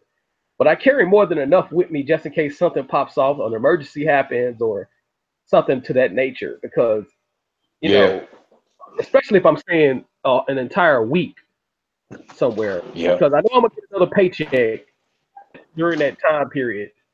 At some point during that time period, I'm gonna get me another paycheck. So I wanna stretch that money out for as long as I possibly can. So it is what it is, you know. Okay. Yeah. Yeah. And man, and that's why, and that's why I was saying, I try to, and and then when I look back, and here's another thing, and some people, the ones that be always talking about they ain't never had to do this and that, then those are them same ones that have never learned how to be humble in their life. You know, Yeah, I agree. I mean, hey, I had to humble myself. I had to walk, had to get to work, had to get a paycheck. You know, But then when I got my car, I was like, well, shit, now I can't say I can't be missing no days, and I don't feel like going to work. Got a car note, I got to pay. I got this and that, I got to pay. Yeah, that's You know, true. and when I told a guy, a coworker, about what somebody told me about when I got my car, he said, "Hey, all that walking paid off in the end, didn't it?" And he was right, and dude was right. I didn't think about it first. I was like, "Hey, he right like a motherfucker," Oh yeah, I totally agree with that. you know. I totally agree. I totally agree with that. I mean, sometimes you gotta walk for a minute before you get a decent car or some shit like that. You know, like my homeboy, he gets a car that can get him from point A to point B. You know what I'm saying? He won't tote no. You know what I'm saying? He has a belief system to where he won't even tote no note, man. And I don't blame the brother. You know what I'm saying? Mhm. Because on that note can be a beast too. You know what I'm saying? And like out here, you could be driving for hours going to fucking work, man. Especially if you don't get out the house at a decent time. Oh man, you out of there, bro. Straight up and down. You out of there, dog. So that's the reason why I plan on still at that job. Like within another year, around this time next year, Yeah, I'm probably gonna move closer to out there. Go to Spring Branch or Northwest Houston and shit like that. Cause yeah. that bus ride east, man. You know what I'm saying? Hey, I can tell, man, when you be like what was that? When you did a Facebook story or something. I was like, damn, because you had said something about you got off of work at 3 and you got home at 7. I'm like, what fucking bus you take, dog? Damn. Man, dude, as soon as you hit Interstate 10, you running right into traffic automatically. I don't give a fuck if you're on the bus. If that bus don't go straight through the HOV lane, man, you out of there, bro. Damn. You finna run into fucking traffic, dog, for real. Yeah. You know, it is what Yeah, it I know is. you had to, then when you get off your stop, I know you got to walk a night, or a little short little piece back to the house. So, And not just that, then you gotta account for it. If do I gotta make a stop at the store? Because sometimes you gotta make a stop at the store. You gotta account for a hmm lot of shit, bro. So yeah, it even if you were driving a vehicle, sometimes it may take you an hour, 2 hours to get home in a car. Sometimes, so yeah. that's the reason why there's a need for train for a light rail. The expansion of the light rail. We have a light rail, but it doesn't go no fucking where. You need to have the light rail going from one side of the beltway to the other side of the beltway, from east, west, north, and west. You know what I'm saying? You need a better uh, system out here, man, because it is what it is, man. Those fucking HOV lanes can only hold you so far, man. Real talk. Some HOV buses can only get you so fucking far, dog. Real talk. hmm hmm Man, Yeah, shit. But I'm glad. I would say that my days of riding matter is over. And I thought at least I mean when I went back up there for Thanksgiving, I thought it would change. I know the last time they said it, Matter did make good on the change because the buses learned how to get on time and stuff. That was back in March of in fact, that was back in March of this year when I went back. But since then, I guess they back with being with the fuckboy shit again. man. Memphis is so So behind on every fucking thing. It's ridiculous. One thing I will say, at least out here in Houston, they're trying. But compared to Memphis, oh, Memphis ain't shit. Real listen, talk. they so behind. Memphis, Memphis way behind the time. Memphis behind on every fucking thing, man. On their brain. You know what I'm saying? Damn, So damn, that's behind, bro. yeah, they fucking behind, dog. They ain't trying to do shit out there. It's fucking FedEx. If FedEx leave Memphis, that's gonna be another fucking Detroit for real. I mean, FedEx and Nike. huh? FedEx and Nike, and also the third dark horse that no one talks about, but they pay good money. McKesson. Yeah, yeah, man. They freaking behind dog, on every damn thing, dog. I mean, it used to be a time where it didn't take you nothing to get a fucking job up in Memphis, but now, oh shit. You got to go through hookups and all this shit. Like out here, you ain't gotta have a hookup on shit. You ain't gotta know no fucking body out here to get a good job out here. Oh, That I'm help. with that. It's tip and tat here. Like you said, this is one of the, Alabama is one of the most poor states there is. They tip and tat too. If you want a good paying job, you gotta go through a temp service or through a hookup with somebody and shit. So, Yeah, hell, man. It was tough, bro. When I moved here, I had a job at Goodman, and then I was going to record and say, I left. I left Goodman, man, because oh yeah. I left there because they told me about that I was going on second shift, and then at the last minute, I'm like, well, fuck, and then coming home, getting off 2, 3 o'clock every fucking damn morning and shit, and then not able to have time for me to do shit. I see, what, effort. And there was a point in time I really thought about moving back to Memphis just to get back out there FedEx, but I see, no, it ain't, fuck it. I thought about it, but working at this little gig I am now. And speaking of jobs and people, Because I did say I was going to talk about who were the. I did say who I was going to talk about. That was the other topic that just came to mind. When I Yeah, I'm back now. But you was working for Goodman Manufacturing, is that correct? yeah, I didn't even know Okay. you. I didn't even know you had me. You was offline, dude. Shit. No, I was on and off. You know what I'm saying? I was on and off. I was on and off, so I had to. Yeah, but Yeah, I used to work for Goodman Manufacturing out here in Houston. yeah, and shoot, and that the big stink about that, yeah,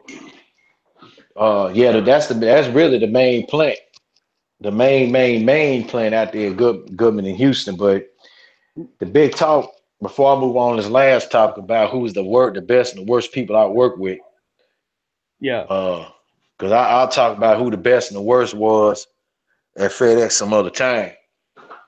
But the big talk about, with the government up here was that the fact they closed, they don't know whether or not they want to close this one up here at Fayetteville, Tennessee or not.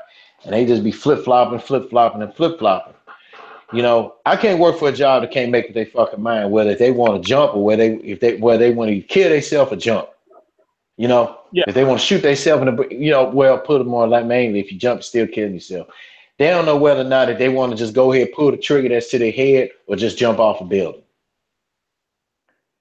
Oh See, yeah. they can't make up their mind whether they want to close or not. So Most definitely. I mean,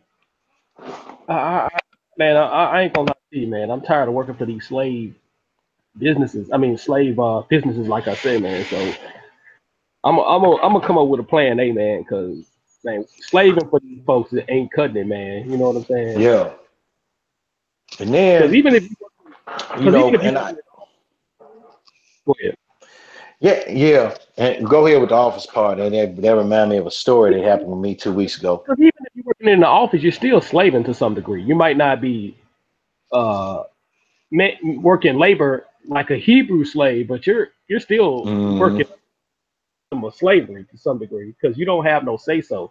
And as long as you don't have a fucking say so at the job, a real ass live ass say so, then it is what it is, dog. So you gotta. It's best for people, especially black people, to start their own shit. Right. Like, it's best for us to work for ourselves. You know what I'm That's saying? right. Because otherwise, you're gonna be at the mercy of somebody else, especially let's go on and say it, on another racist motherfucker that owns the company that don't give two fucks about you, dog. They'll pay that $250,000 or $500,000 life insurance policy like it ain't shit.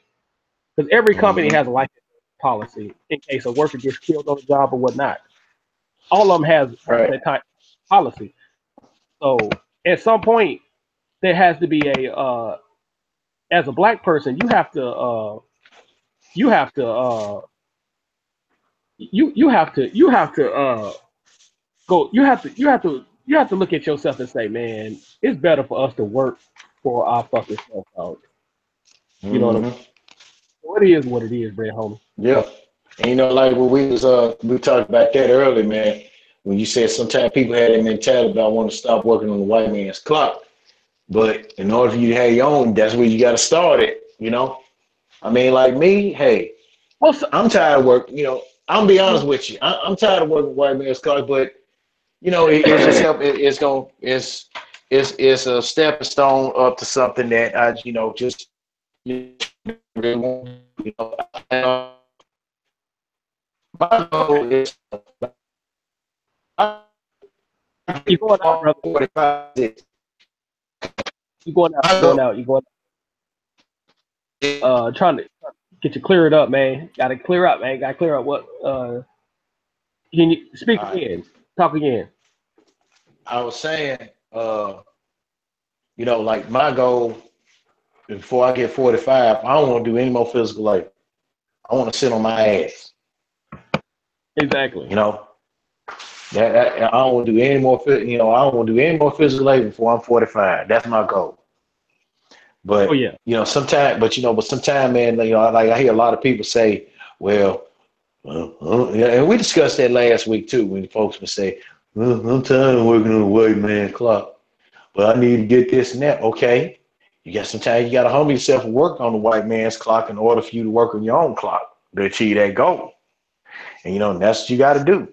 And, and like I said, all the folks that's working it, and I'm going to go ahead and say it, folks has been working at a fucking FedEx for 15 to 30 to 40 fucking damn years on a damn white man's clock. And if you make more than a damn manager, you ain't nothing but a natural born loser.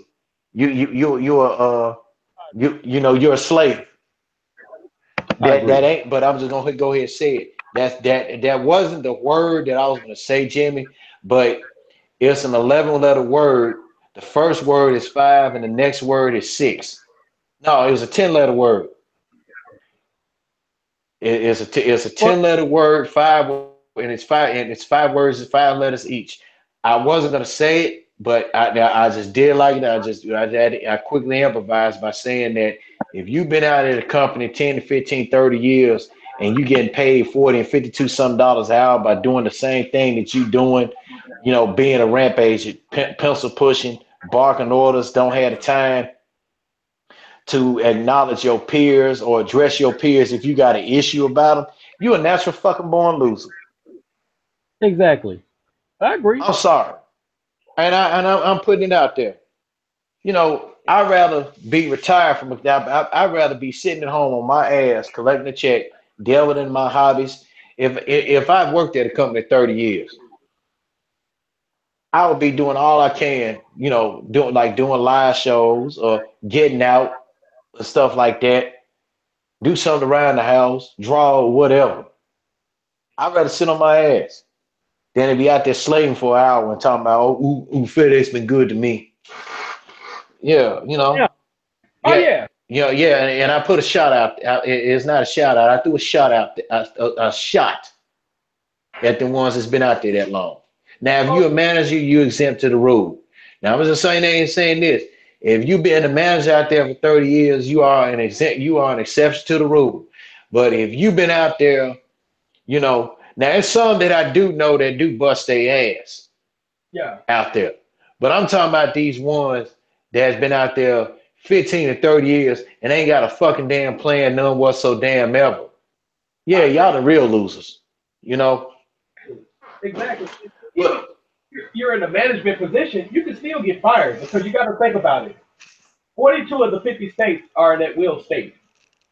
mm-hmm. What that means is, for those who don't understand the game, you can be fired for any reason, any lawful reason, you know what I'm saying, at any given time. We got to understand the Mm-hmm. reality of an at will employment. You know what I'm saying? Now, Right. there are certain states like New York, I think is one. Michigan is kind of sort of in that will state. I think California is in that will state with exceptions. So most of these states out here are in at will state. You know what I'm saying? So the reality factor is at any given time, Fred Smith, Bill Gates, uh, fucking what's the other billionaire name? Fucking Warren Buffett, any of those motherfuckers, Yeah. if you work for that company, you can get rid of your motherfucking ass at any given motherfucking time. They can get rid of your Mm-hmm. motherfucking at any given time. So your best bet, especially as a black person, you're gonna have it's sometimes just working for yourself. Now I know that for some people can do legitimate work in the street and you know what I'm saying, be just fine and get and grow to a fortune, even $1 million company. Some people can make their money without working for the white man. But the thing is, understand that you need a source of income. And sometimes the best route to work for the white man at some point. You know what I'm saying? Yeah. But if you're Yeah. gonna work for the white man, if you're gonna work for the white man, have a plan B at all times because at Thank any you. time that man can get rid of you at any given time. And Mm-hmm. don't be like, well, I'm gonna give you a better job. Well, that motherfucker can fire you just as fast, if not faster than this motherfucker. Mm-hmm. Just have a plan. When you go on these jobs, have a plan. What They have better have a plan to hit like every alphabet. I tell some of these young cats out here can see, and let me tell you something. Some of these young dudes out here, they think they know shit. They think they more know shit than us. Let me tell you, young people something. Y'all don't know how to scoop up cat shit on a knit needle. So don't sit up here and tell guys that's such as myself, Jimmy, Corey, and Trey Murphy that you know how to do. You know us real niggas that you know how to do this better than any fucking body. Okay, scoop up some cat shit on a knit needle if you know how to do that. Well, I don't know how to do that. Well, you don't know anything. I remember I told one dude that when I was working as a seasoned employee at UPS. You know, he was a cool dude, and you know, he a little smart. He was a little smart mouth motherfucker, but he made his match. Okay, I told him, I said, you know, I don't mean no harm, dog, but you can't tell me that you know everything all about business, or you know how it is to deal with people of other color. I said, 'cause I'm gonna tell you something. It ain't always, you know, the white person you gotta worry about. It's us. I said, so until you can till you can convince me, and if you can actually show me that you can scoop cat shit on the knit needle, I'll give you a pass about that you know everything to me. But till then otherwise, you don't. And then he'll say, age ain't got nothing to do with it. I said, yeah, to you it don't. I said, but it's all about people with experience, man. Experience dealing with folks. exactly? You know, you gotta actually experience it before you can actually tell somebody something about it. If you my age and you can tell me you experienced it and all this other stuff, that's fine and good. But if you 18, 19, 20, 21, 22, 23 years old, and you tell me that you quote unquote experienced it, and I'm getting and your experience is going by what your drunk uncle or somebody else tell you about this and that, you don't have nothing to say to me. Exactly. And you know, but and you know, and respectfully so, dude, the young man apologized to me. He said, "Hey, Craig, you know you right." He said, "Because I'm always." He said, "But I'm bad about not listening. I'm bad about not listening to folks about some things going about experience and everything." He said, "It's best I find out for myself as I go." I said, "Okay, you know, I give you your respect." But speaking of experience, okay, I experienced something a couple weeks ago at my job. I'm not gonna say who because I'm not gonna put it out there like that. Yeah. Where I work, but man, it was a couple of days, you know, a couple of weeks ago, man. I went to talk to my HR lady about some things, you know, just shooting the shit with her, check see how she was doing and stuff like that. I I was you know, I was heading back to work, heading back down do my job and everything because we were kind of slow. I ain't had shit and everything was slow. All right, so I was helping one of these office dudes in the you know, getting this big. He had like this a big ass oak table that he had to take on in the conference in the little conference room. Okay, so I decided to help him. I ain't want to leave him hanging. All right, now this woman, she's the opposite. She's the opposite color of us now. All right, now this woman, okay. Now mind you, you know, guy gonna look. She come in, you know, nice looking white woman. First thing you gonna notice, she got some nice. She got a nice set on her. Okay, Yeah. and she got. I mean, the motherfucker's big. She got a nice set on her now. All right. So she was standing there holding the door for us so we can get the table and stuff on in. Now these Bluetooths, now I'm talking to these Bluetooth headphones I'm talking on to you on now, they had fell off from around my neck.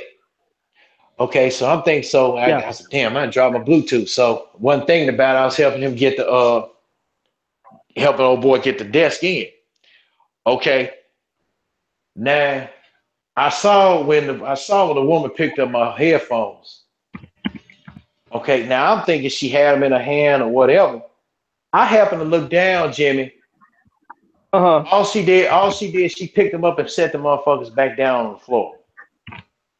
I'm like, and I just bust out and said, and you know, I didn't want to make a scene in the office because I didn't want nobody in the office emailing my supervisor and all shit saying I was being disruptive and all this other shit.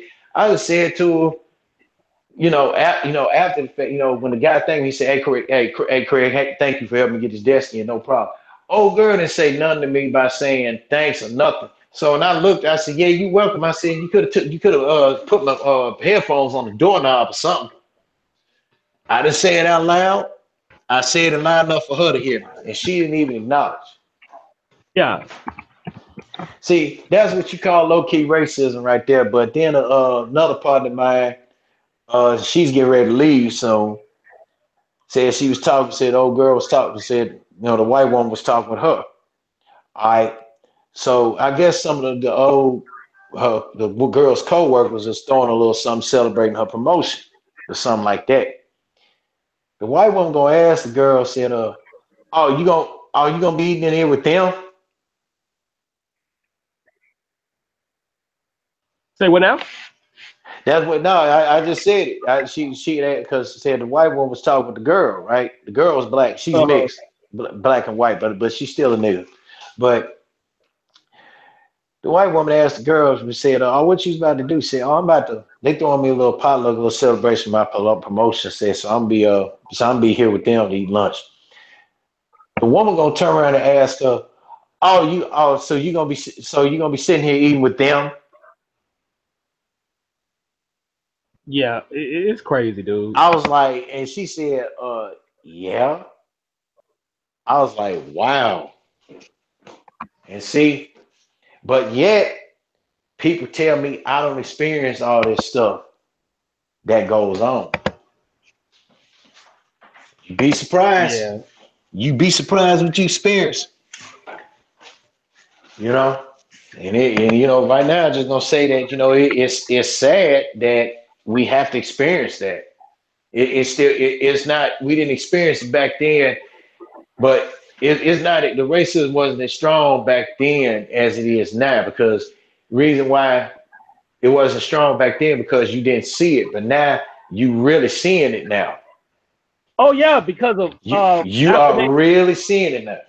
Yeah, because after Obama was a blessing and a curse, because he was a blessing because he became president, basically.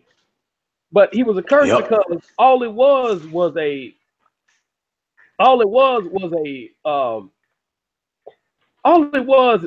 just a black person in office, but he didn't really have any power. Have a democracy. Democracy is based on who's paying all the money to get an agenda set. Yep. So it was more like, you know what I'm saying? Look at me, we have a black president. That's all America did with Barack Obama. You know what I'm saying? Because what did he do for black people? Nothing. What did he do for those guys that shot some of these black kids out there in cold blood on live television, on live social media streams? Nothing. Now I will say that. Now I will go on record, y'all, here on the Jimmy J Smooth Network, and say that I do agree. I voted for that man when he was running. Okay. Me too. Because twice. I voted twice because I didn't vote for him because of his skin color. I felt because Obama was the right man for the right job, and he was. Now there were some things that he did piss me off about what he failed to do. Mainly with me being a veteran, he didn't get them damn troops home on fucking time like he was supposed to, like he said he was. He kept pushing the shit back. And that's when I lost all faith in him. I'm like, why is you bullshit? Get these dudes home to their families, man, and stop fucking around. And it took him long. You supposed to have these troops home within a year. It took you 2 years to get them home. Come on. And then turn around. He had to send them back out. Now that's what I was mad about. That's what I was mad about, because it took him a long time to get them soldiers home. Now I don't want to get started talking about the Obamacare, because I think that's an enigma wrapped in the riddle by itself. So that's a joke. Obamacare is a joke. It's a joke. The bill itself, the bill itself is it. We need universal health care. That's one thing. Right. The problem, the fuck up on Obamacare is by that shit. If you had to modify it, the bill would be straight. But to find people because they don't have health care, could have put in that Obamacare. Yeah, that was, bro. I was like, And then not okay. just that, there is a thing in there to where it extends the child support instead of Yeah. 1821. So it's a lot of shit in that Obamacare that's it's bullshit. You know what I'm saying? But as far Yeah. as them doing Now I something wasn't too like much of a fan about that child support now, but then with the but then with this idiot that we got in office now, I do agree with some what this idiot plan on doing, which is cut off this damn welfare for folks. Because if you ain't got a job and you still been living on welfare for a certain amount of years, oh, you know, I do applaud dumbass on that, but all the other things that he got going on, no. crazy, dog. So, but yeah, man, that's but that other topic, I'm gonna talk about that another time, man. But yeah, we just got it's just been a lot of stuff going on crazy in this world right now, man. You know, like I said, finally this Lorenzo Wright thing finally over with. Um, and well, it's 75% over with. I take that back.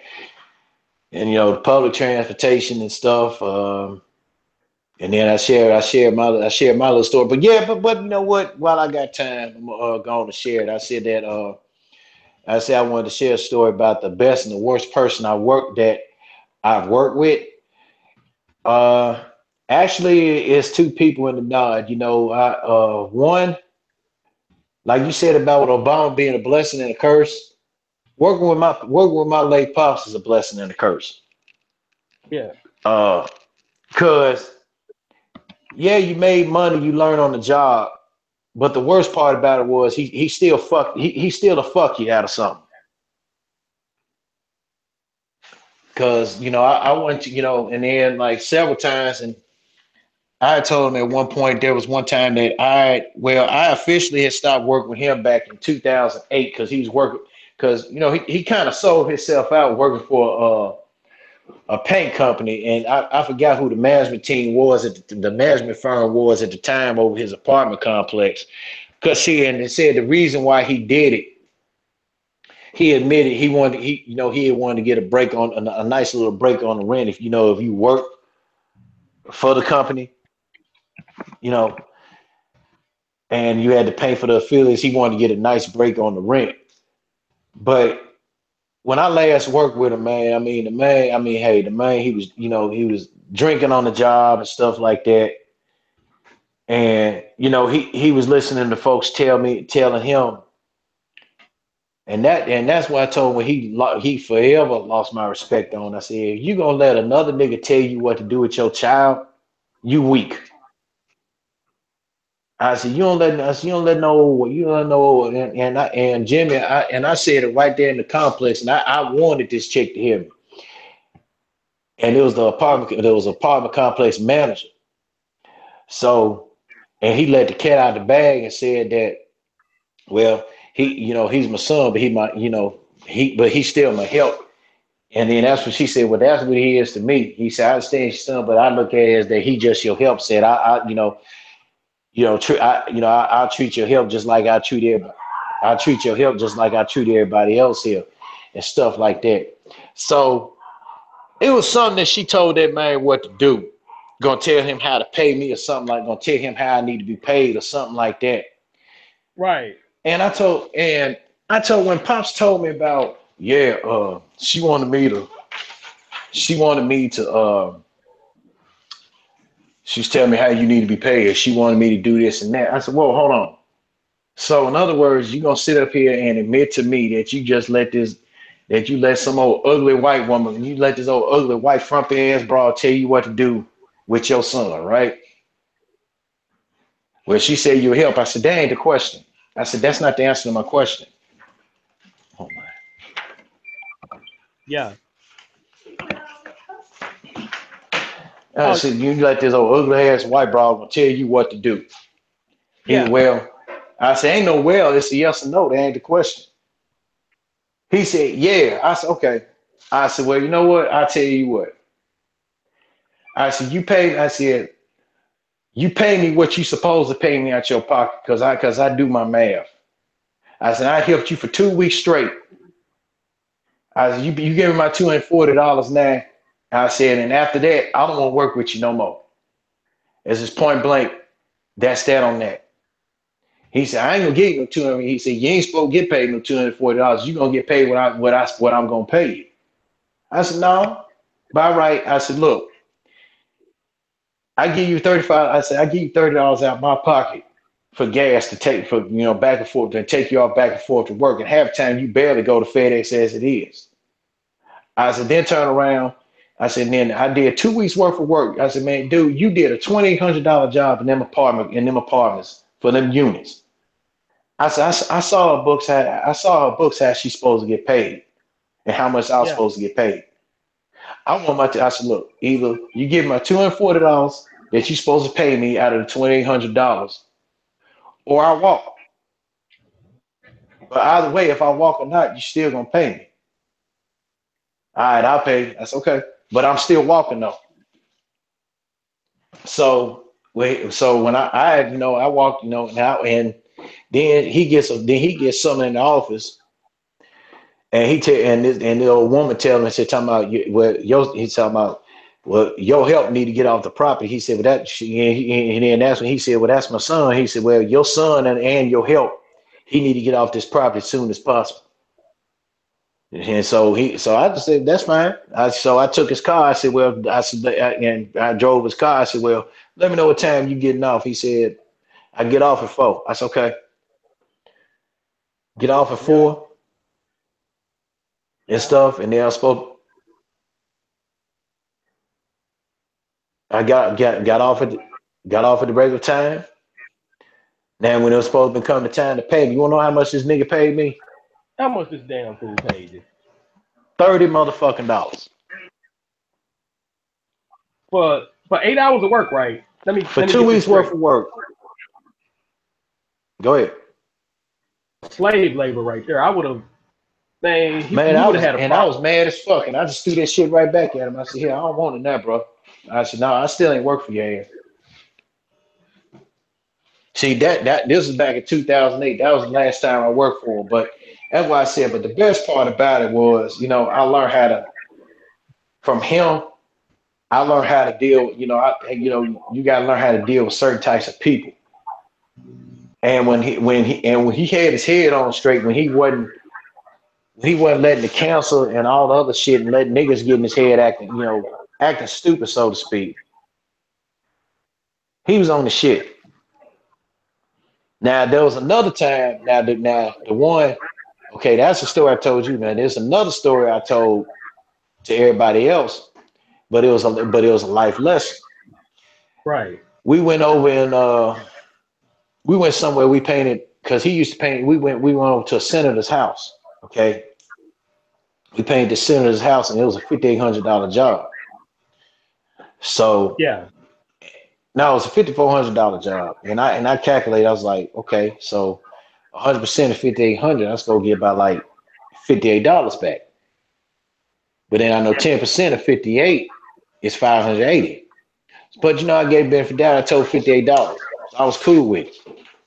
All right, so when the payoff came, because I was living with my pops then, living with my mom's pops then, the payoff came and stuff. Pops come paying me $30. I'm like, and I confronted about some pop. So he all nonchalant outside in the porch smoking cigarette, like, yeah. I said that job we did over Senator so and so, ain't gonna say the name, over Senator so and so have $5,800, right? Yeah. I said, 10% of 5,800 is 580. He's like, yeah, I know that, but you want $580 from me? I said, no. I said, I wanted the 10% of the 5,800 of the $580, which is $58. He said, yeah, okay. I said, okay, but why you gave me 30? He said, why I gave you 30? Yeah. Well, are you driving your own car? No.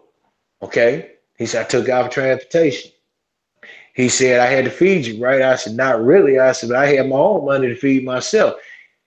He said, but that's still part of transportation. So just consider the fact I still had to feed you, right? I was, yeah, whatever. He said, I took off for that. That's where the $30 came in. So I was like, are you serious? He said, yeah. That's okay. I knew he was playing me then. And I said under my breath, I called him, I said, little slick, I call him a slick motherfucker in Spanish. Little slick ass dirty motherfucker. And I slammed the door. And I heard when he came in, he was telling moms about it. And my mom's told him, said, pay him what you supposed to be on him. Now you know that wasn't right. Now he did all the work. You sat around and talked and did a little less, and you just gonna give him that. Pay him what you supposed to owe him.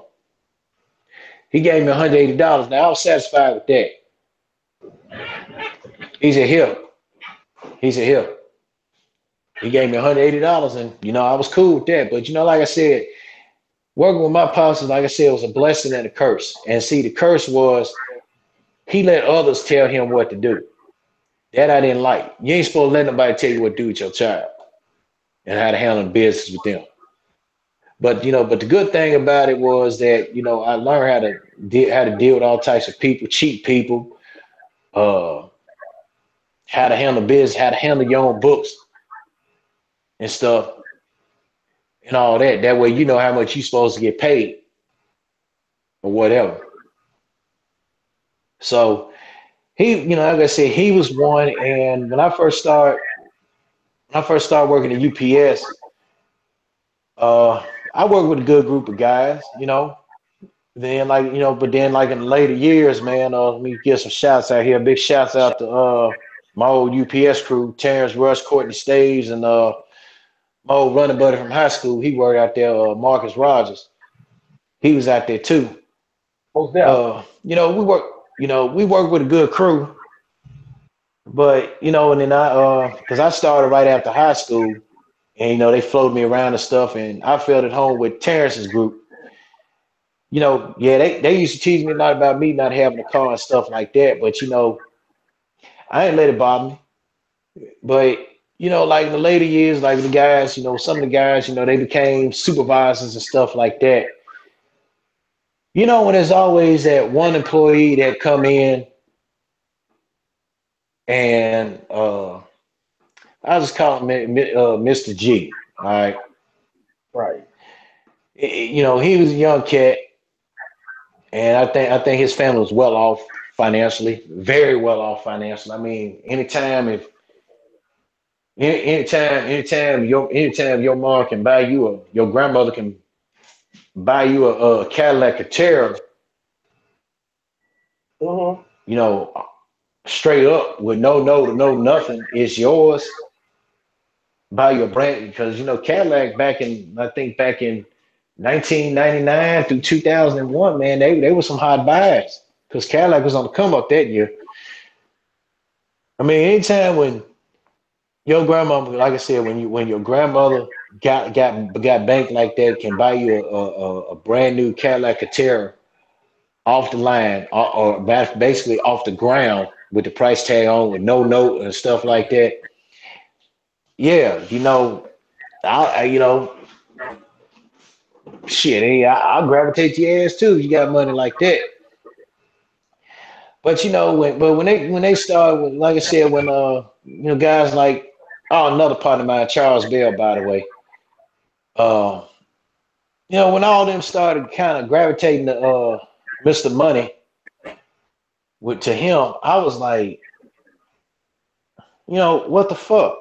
And I kind of got mad with Marcus about it, and Marcus could tell you.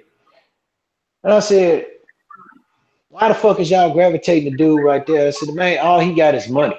That's what y'all see. He got money and shit. And then they wanted to explain their way, talking about, well, he didn't. No, the way I see it is he got money. Y'all hang with him. I said, and y'all tend to forget y'all in the same boat with me, like I am.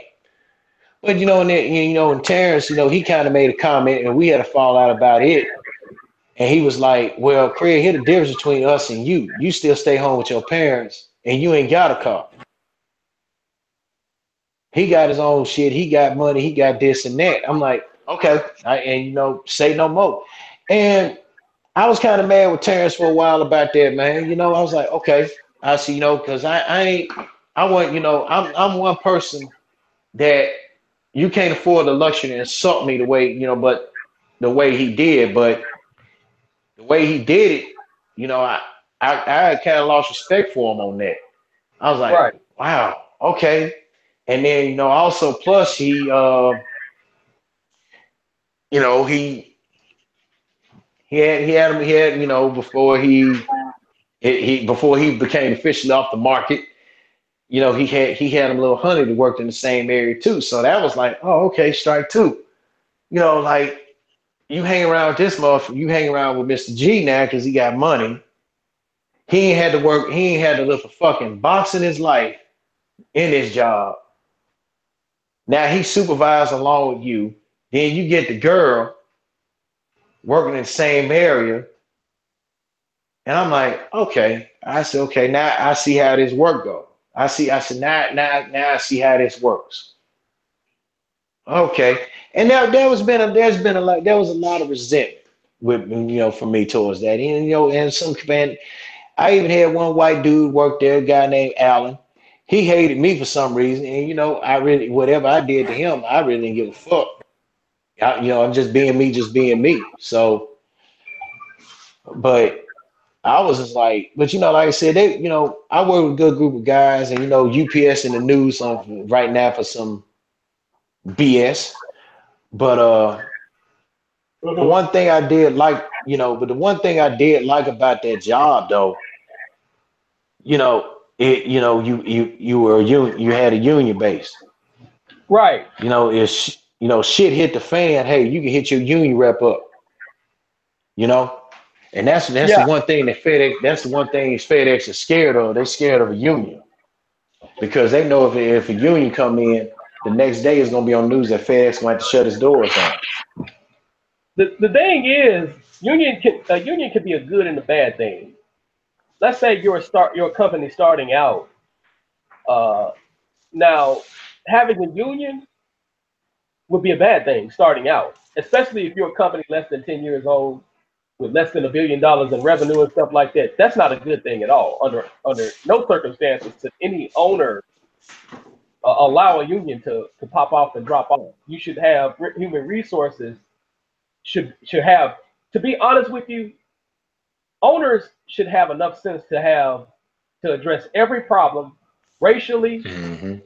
and everything else, so you won't have to go through the channels, the bullshit channels of having a union, because that could be a good and a bad thing. The good side to a union is if you were an employee. If you're the employee, then Mm-hmm. and you plan on being on a job long term. Let's say long Yeah. term, basically after 5 years, that's long term. For some people, they'll say being on a job more than 2 years is long term. Not necessarily, but 5 years, 10 years. You plan on making it a career, that job your career. You need to have a union. You know what I'm saying? And then, and Mm-hmm. particularly discriminatory issues, because sometimes a boss, if he's running the business mostly by itself or have family members running the job by itself, you know what I'm saying? Not every owner, because some owners you got an open door policy to be like, if there's discrimination or somebody calling you a nigga or this or that, all types of, Mm-hmm. the magic words, the magic nigga words, because there's so many different racial epithets, it ain't funny. Mm-hmm. You know what I'm saying? And but it is what it is. But as a individual owner who have family in executive positions, that could be a bad thing for uh, for the employee, because sometimes, you know what I'm saying, the owner could be a racist his goddamn self. Yeah. You know what I'm saying? And when you have a lot Excuse me. when you have a lot of these racist owners, you know what I'm saying, to have racist ideology. And let's just be clear. Racism ain't always in your face. Racism ain't always nigga cool monkey, you boot, you know what I'm saying? I know so many goddamn racial epithets are crazy, but sometimes that racism, they say you're trying to be a senior manager at a company. Okay, and you've been trying to be the senior manager at this company for a long time. They might put another white person over you, not even give you a chance to interview for this job, even though the handbook can say, because sometimes people make rules as they go in some companies, but the handbook say they should interview at least one black candidate. They might not even interview or give you a chance. So that discrimination, they might get one of their friends, Billy Bob. You know what I'm saying? And I may cut y'all, Jimmy. And for the record, y'all, Jimmy and I, we ain't promoting racism. We basically just we're in a way giving y'all a nice little lesson on what to expect in the workplace around you. Because like Jimmy said, it's so much racial epithets going on. You know, not only it's not all centered on, you know, the white man calling us nigga and all this other stuff. Hey, we call ourselves that. A white man call another white man honky quick. And you know, got the Indians in the air, and you know, you got the Arabs and Arabs and the Indians and all this other stuff calling each other like the Arabs, they call each other sand niggas. So, you know, it's everywhere. And like Jimmy just said, it ain't got to be said in front of you, because people ain't got to say it verbally. Like my old man once told me, the biggest snitch there is on a person is their body, because they gonna snitch on themselves using their body language. They is gonna use lip service. So that's true. That's true. That's true. But definitely, let me get back to what I'm saying. Sometimes it could be shutting you out from a position that could possibly pay you $50,000. Sometimes it could be. Sometimes it could be getting you suspended on some shit. So sometimes that racism is not always direct. You know what I'm saying? A lot of people get racism misconstrued with just name calling, and that's part of it. The name calling is part of it, but sometimes you could be, you know, let's say you in the hood.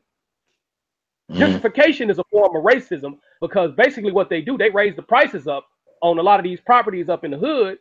You know what I'm saying? And most likely that black person ain't gonna be able to afford that house unless he making $1,000, not $1,000, but $1,000 a week, excuse me, which is $4,000, $5,000. You know what I'm saying? So sometimes, when a person is mass incarceration, incarcerating you and shit like that, when people are shutting you out for resources and stuff like that, that is racism, because that affects black people. A lot of that shit that these Republicans pass, those directly affect black people. But let's not get it twisted. Some of those damn Democrats is as racist as all outdoors too. Oh yeah. So, you know what I'm saying? But speaking on the workplace, you ain't got to necessarily. Person ain't even got to say that magic word for you to see discrimination on the job. But a lot of people are so clueless to racism, especially black people. Black people are very clueless to racism. You know what I'm saying? And I don't say this to shit on black people. It's just true. If that's the case, we wouldn't need people like Tariq Nasheed. If that's the case, we wouldn't need people like Dr. Umar Johnson. We wouldn't need people like rappers like David Banner or Willie D. Live, or people like Ticket TV. Shout out to Ticket TV, by the way. Shout out to 78 Sports. Shout out to my brother, Coach Shelton Harrison, no comparison.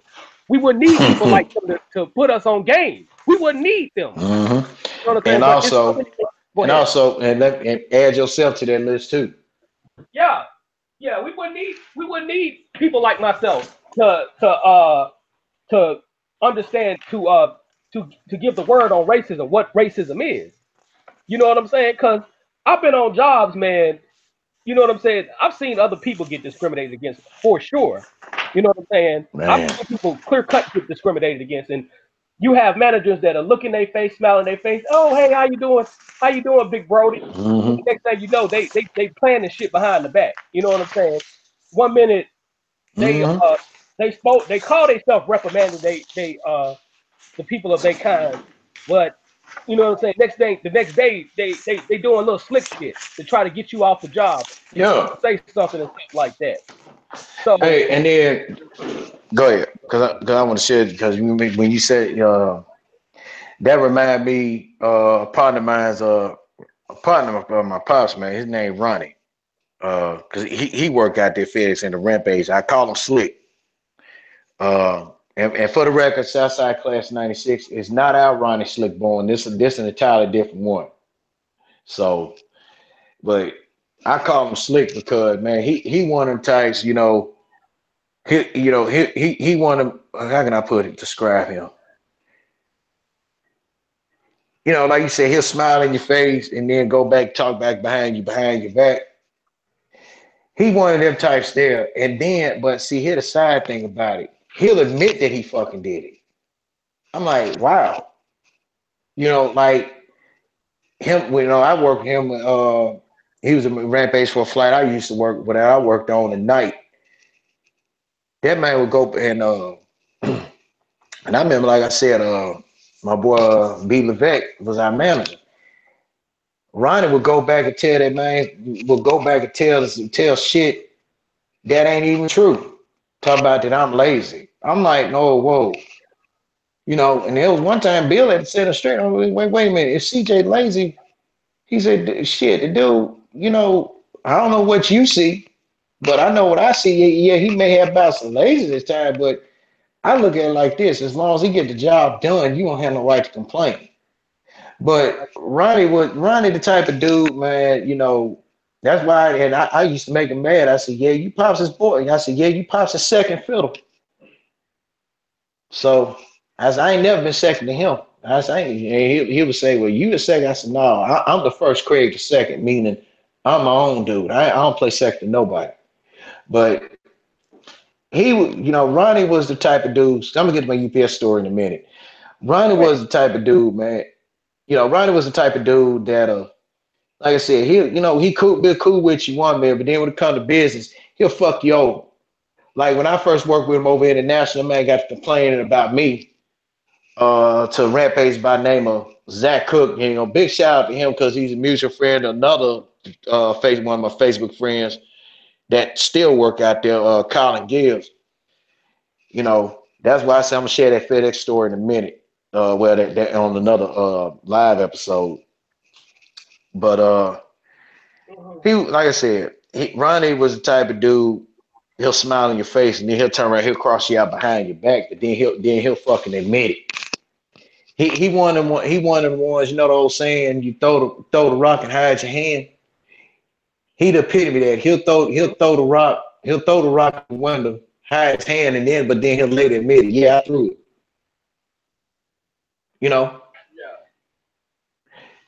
cause hey, and if people work out there with Ronnie out over there at Super Hub, I forgot what Waist Shack it is. Yeah, you could tell him I said it about him.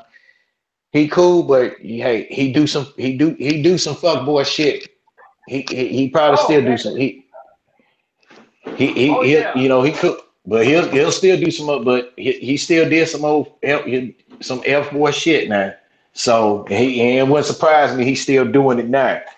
But but like my UPS story, man, like I said, because I'm in, going after I finish telling the story and then going into live. Like I said, them group of cats that I called T Rush, Courtney, Marcus, and Mr. Money himself. Another guy, Charles Bell. Good group, great group of guys, but I kind of question I still question their, how can I put it? I still question their priorities of affiliation. If I can be in so many words, a better term, because like I said, and I haven't, and for the record, I haven't talked to Terrence, and I don't know in a minute. And I think, like the last time I saw them was back in 2004, downtown New Year's Eve. They all still hanging around one another. They was all still hanging around one another, stuff like that. Yeah. I call Terrence sparingly. I mean, dude, he got my number. Yeah. But it should be no, it should be no excuse as to Right. why he doesn't call. Marcus, I talk to him every now and then, but understand with him being busy.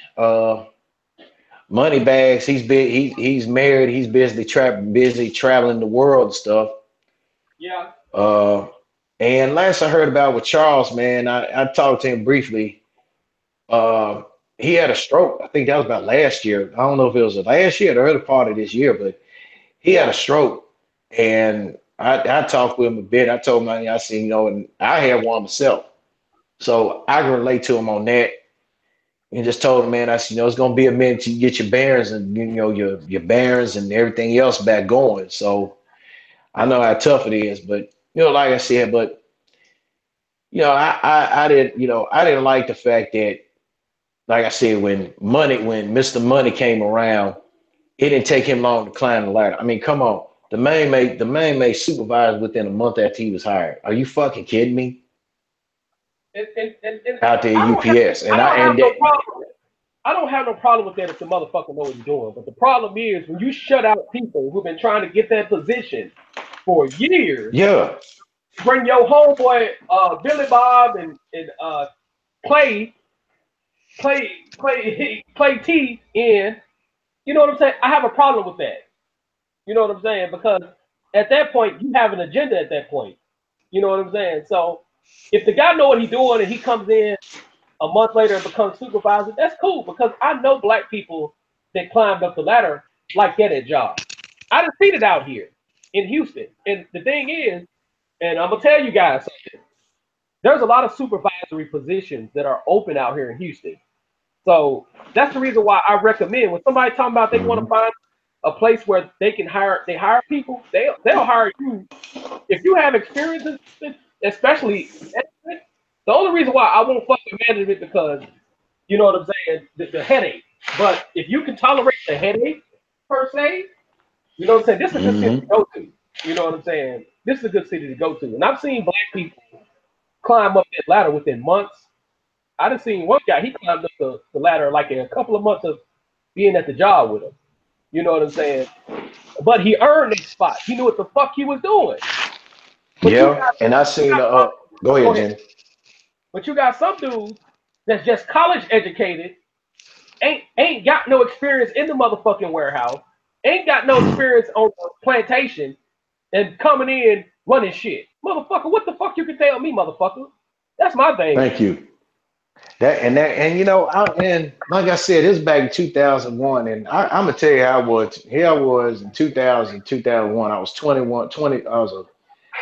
Here I was, and pardon me, I still am now. I'm still bitter and a little bit angry. Here I was a 22-year-old who was just bitter.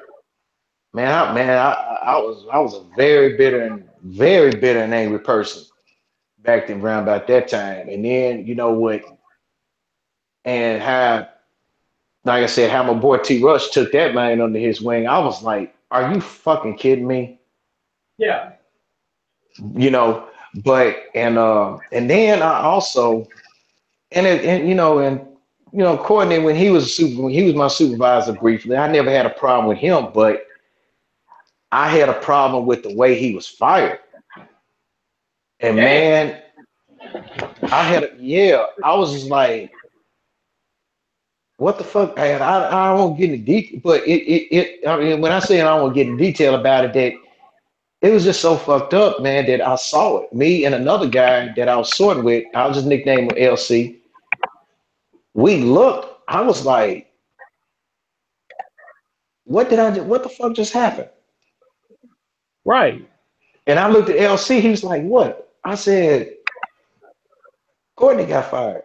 He was like, what? I said, dude, I just saw what it was a guy, it was one of his bosses. I said, I just saw him right there do it. What I'm like, what just happened? And he was like, wait a minute. And when LC was about to go down the ladder, Terrence was coming up. He said, man, yeah, man, Courtney just got the axe.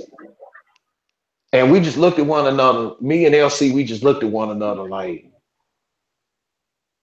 what the fuck? We just couldn't believe it. But that's why I just said I didn't want to get in detail about it. It was just so messed up how Courtney got fired, man. And Courtney, good dude. I mean, he didn't do nothing wrong. I just guess that his boss at the time was just his nuts was kind of a little bit swole, a little bit. I don't know. Yeah. But man, I was just like, and then when I got home, I didn't even want to. Then when I got home, my folks and everything, I got to ride my boy Marcus and everything. And Marcus and I, we was talking about it, and Marcus said to me, he said, "Well, Craig," he said, "Hey, that let you know right there. You know, anything can fucking happen." He said, "Hey, he said we can both come in tomorrow, clock in, and next thing you know, Roper, that was a dude named Roper. Roper was Courtney's boss. Yeah. That was his last name, Roper. He said, man, and Roper could tell us, hey, Craig, we're going to let you go. Or, hey, Mark's going to let you go." Exactly. And, and like I said, in a lot of things, like I said, I was bitter and angry at that age, but I did have a lot of understanding about a lot of stuff. And right then and there, I didn't even, I know I didn't even go to bed that day, man. I was just like, damn. But I said, just had to get ready to go. Just had to, lay down. Had to be ready to get ready to go to work that evening. Okay. So yeah, man, that was crazy. But then like you said about with and I'll tell you another thing. Like I said, when I was out at FedEx, this, I'll say Mr. 30 years and Queen Bee, when they were the rampage at the time, they hurried up and promoted this driver to be a rampage, and the man didn't even. And like you said, ain't had no college experience, or let alone ain't had no experience working in the plantation or manual labor. They hurried up and vouched for that man to be rampage. I'm like, are you fucking kidding me? Really? Yeah. Yeah. And like I say, it's not then the reason. Oh, well, and this is a Queen, but this is the Neil King dude. I said, yeah. So I see you had red. Yeah. So I see you got Reg as the rampage. He said, yeah. I said, how did that happen? He didn't want to say nothing, and then he didn't want to look at me while I was talking. I said, you can't look at me when you're talking. He said, well, because he knew with him not looking at me, he was gonna be lying. With him looking at me, because I knew him either way, he probably trained himself to lie, but I knew he was lying. But Neil was honest about it. Well, we just kind of felt that he was right for the job. I said, yeah, but you had other people that wanted to do the same rampage job too. And I was one of them. But y'all didn't want to help me out. Yeah. I said, he got a good clean because he part of a good clean family. He don't do this and do that out and all this and all that. So that's why I said, he didn't have no experience doing anything, and they quickly promoted him rampaging. He was put it like this. He was rampaging he stayed driving. Excuse me. Then they turned around and made him team lead, and all of a sudden he quickly became rampage. I'm like, what kind of fuckery that is? Man, shit like that happens, though. But I don't have a problem with you promoting a guy that know what the fuck he doing. But when it's but see, he was the one. But see, these two instances that I saw and experienced, they didn't know what the hell they were doing. Yeah. I look at it like this. Yeah. Yeah, if you know what you're doing on the computer, that's fine and good. But if you ain't sorted the package, if you ain't lifted a box, if you ain't scanned or checked a box, what the hell can you tell me about how I need to do my job? and you ain't did nothing. You just a keyboard warrior. You just a desk drone. You know. Nigga said a desk drone. That's a funny shit right there, bro. You just a fucking desk drone. Oh, but here's the thing though. A lot of motherfuckers at FedEx, the only reason why they have a job is because them team leaders be bailing they bitch asses out. Some of them ramp agents, what the fuck they doing be bailing their asses out. I already know. Because at nighttime is 10 times worse than any other place. Daytime is cool because you got some cool managers. You got a few asshole managers. But you got some cool managers on the daytime or day crew more than you do in the nighttime. But when you get in that nighttime, that night crew, because daytime have they fuckery too. Let's not get into this. That's the reason why you talk about it. The nighttime, you be having a lot of managers that don't be knowing what the hell they doing, but they have a good ass team leader that can run that shit. I remember one time, and this is my boy Marvin. I can't think of his last name, but I know his name is Marvin. We're in the Bell lot.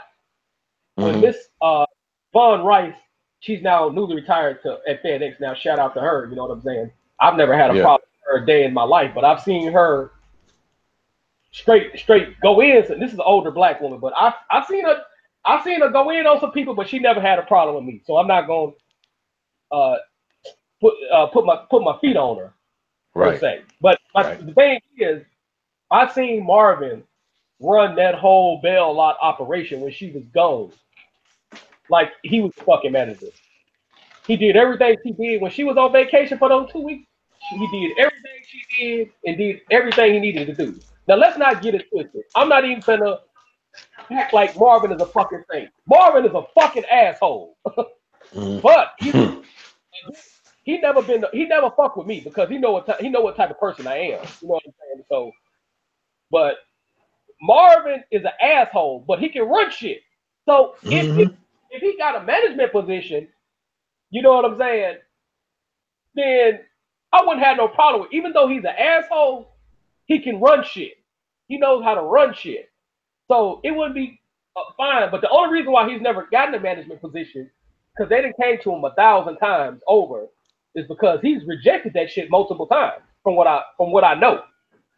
You know what I'm saying? I was about to say from what I understand, but from what I know, he's rejected that multiple times. He could have easily been the manager. Yeah. But he had that whole operation. This is the Bell Light on day side, right, at night? The Bell Light on day side. I was there at the Bell Lot until I went to Houston in 2013. I was at the Bell Lot from 2005 to 2013. 2009 to 2013, I was doing double shifts. And they had it available. No, 2000. I got you. 2013. Excuse me. But Marvin, he likes to be ball headed, like fucking alien. Right? I'm gonna put it out there. Like one of the Klingons from Deep Space Nine. He look like a broke ass Reggie Miller. Damn. I know you. I think I know who you're talking about. Yeah, because everybody said, everybody would say the same thing. Said Marvin be a dick sometimes. He said, but when it comes to running that Bell Light, you'll be shit, he'll have everybody out here before 2 o'clock. Man, what? You can tell you can go home now. He a straight dick. He look like a broke ass Reggie Miller with no jumper. But that motherfucker can run that goddamn Bell Light, dog. For real. He can run that shit, dog. Push come to a shove, that nigga know what the fuck he doing. I believe Push come to a shove. You can't deny that nigga. And he deserved a fucking management position. But the man he didn't want that motherfucker. He didn't want that motherfucker though. I'll tell you that. Yep. Another guy that can run my boy D Williams. He used to work in the Bell Lot when he became a rep agent. I think when I was leaving out to Houston, he was on his way to being a manager up at FedEx. So we used to have the best conversations in the world. But he was one of those guys that looked out for me, man. Because I remember I was young and dumb back 20 years old, early 20s, man. I'm like, man, I want me a kid, man. He's like, really, nigga? He showed me something. He was like, let me show you something. This nigga child support. This nigga used to have paychecks of zero. This dude had paychecks of fucking zero. Do child support. Damn. Real talk. He put me up on game right there. I'm like, damn, man. You know what? And he was a manager? He's a manager now, for sure. I know that for a fact. He's a manager now, but he was going into the management position when I was leaving to Houston. Because I've always told people, I'm leaving fucking Memphis. I don't give a fuck what y'all. I'm motherfucking leaving Memphis, goddammit. I'm gonna either go to LA, Arizona, or fucking Texas. And I originally was not gonna come to Houston. That was my last option. Okay. But then when I saw I got it out here in Houston, I was like, man, I'm gonna stay in this motherfucker. And they've been back to Memphis. I've only been back to Memphis only twice in the last 4.5, 5 years. So you said that man checked that. Damn. So how was this man able to survive though? When he had come. Go ahead. I didn't hear the last part of that. I said, how was that man able to survive though? I mean, you said he had paychecks with nothing but zero on it. Take home pay zero. That nigga had paychecks of zero, $34. Child support kicked his ass. Damn, how many kids he had? He just had one, nigga. He had one. That can happen if you have one, especially if you old or the chick keep on going down there and acting. That probably what it was, because you got some more scandalous ass women that's like that, man. That's like I saw on the black people on the chat discussion on Google Plus, which is really the best alternative to Facebook, by the way, and it's more pleasant and peaceful. Somebody was talking about that. It was somebody that did. They posted a video up on it, said, "What your thoughts on it was?" Boy, it was somebody's Facebook post said that the girl went down there and gloated about the fact that she had got more money for the child support, for her child support and all this other stuff. But then, oh boy, that she put on child support, she didn't even know it. Turned around, he was a step ahead of her. He had documents saying that he was paying and stuff like that. So turn around, old girl had to owe that man some back pay. But she got on Facebook, was gloating about that she wasn't gonna pay him nothing back and all this and that. I'm like, wow. And see, you got some like I said, some of these little scandalous women today, man, they need to quit that shit, playing with a man's livelihood like that. You gonna put a dude that's working hard on child support, but ain't gonna put the nigga that ain't doing nothing for your child, but not gonna put the nigga that ain't doing shit for your child on it. You get what I mean? You ain't gonna put the one that ain't doing shit on child support, but you're gonna put the one that's working, trying to make a living for himself. You're gonna put him on it. What kind of shit is that? But like I was saying, man, let me go on record and say something here. I'm not, like with stuff about with UPS and everything, and like I said about with them guys, I ain't talked to them in a minute. I'm not, like I said, I reached out like I said, my boy Charles Bell. I hope he's still recovered from his, praying that he still recovered from his stroke. He probably is. He probably been recovered. I told him it was gonna take him some time. But I just want everybody listening just by saying like, damn, is he airing out a grudge that he has with them still that they don't know about? Well, that's past tense. They know about it now. Okay, and like sometimes they say, Jimmy, it's not good to hold something in for so long as it's gonna do some damage. It's gonna do some damage to you more. It's gonna do some damage to the other person. And that's why I said, yeah, I aired it out now because there's still I still have some hard feelings towards some of them guys. But here's the difference. I can hash out my hard feelings with them guys from UPS quicker than I can with the ones from FedEx because them dudes I talk about FedEx, they don't give a fuck about you unless they used to fuck with you back in the day. So, Yeah, I agree. but you I, know, that's why I see, they a good group, but like I said, I was mad with Terrence for a while. Like I said, when he said what he said, he talking about it wasn't the truth.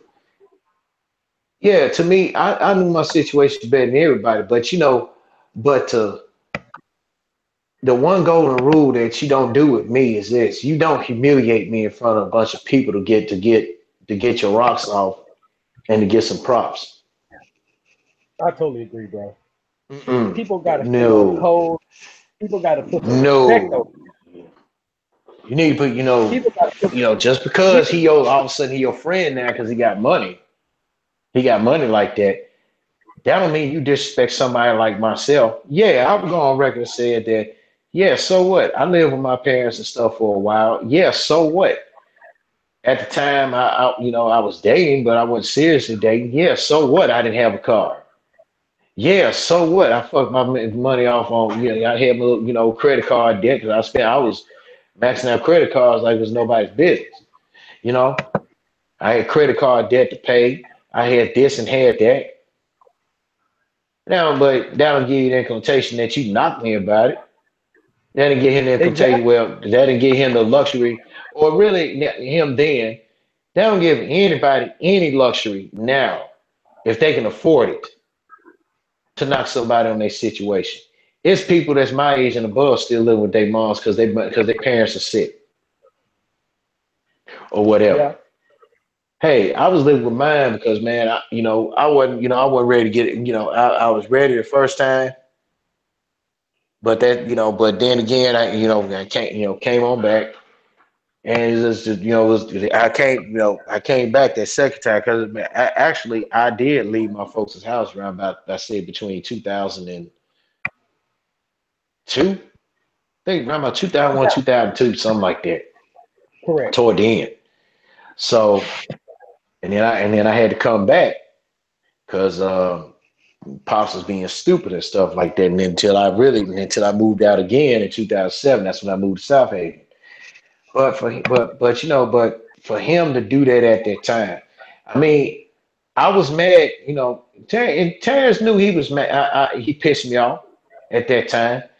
And and I didn't kind of speak to him and stuff like that for a minute. And then, like I said, when I last saw Terrence and Moneybags and Courtney and stuff, that was back in 2000 and was getting ready to bring in 2004 on New Yeah. Year's Eve, no, on New Year's of 2004. That was the last time I saw him. And they kind of and like always, they kept it short because what they had to do, I guess, is more important. And I don't like people having no short conversation with me, whereas they give it to others just all alone. So that let me know right then and there. When you have a short conversation with me on something, 9 times out of 10, yeah, you may have to do something, but if you short with me all the time, Yeah. you still got something against me. I And agree. really, and like I said, and really, I don't care because I'm the one that has, like I said like before, I'm the one that has to sleep good at night. You know, you know. But I agree. yeah, man. But yeah, man. We're gonna end it on off. But I'm gonna say, give a big happy birthday shout out to my boy Greg Parker and stuff. And yeah, he probably out recovering. He probably still in the bed recovering from his party and all and stuff. Bringing in him being another year older, so I ain't gonna fuck with him about that. But Oh, I okay. did, and I checked some NFL scores. My Packers losing right now. Aaron Rodgers return. I don't think my boy. I don't think my boy. Hey, I don't think my boy and them they ain't gonna make the playoffs this year, man. Because Brett Hundley, dog, that's excuse me. Brett Hundley, his little whack ass play, man. He didn't kind of set everything back. So Man, Brett Hundley need to go to coaching. He need to give up on the NFL and just start giving up going to coaching. This but nigga, he be on Instagram promoting these restaurants and shit though. this nigga led. Green Bay to their first shutout in the first shutout since the 80s, 60s, some shit like that. In Green Bay. They've never been shut out in Green Bay and they wow. This bitch ass nigga can't score in Green Bay. All the advantages Green Bay have. The crowd noise, the snow, the Lambeau Leap, all types of shit. And you get shut out there in your own home stadium, you need your ass whooped. Yeah, he do. And then there were instances, man, like I said, Brett Hundley's play, man. Jordy Nelson was wide open in several games. And sometimes you gotta follow Jordy Nelson too, because he sometimes forgot how to catch. But there was balls, man, that that's why I say he sometimes forgot how to catch.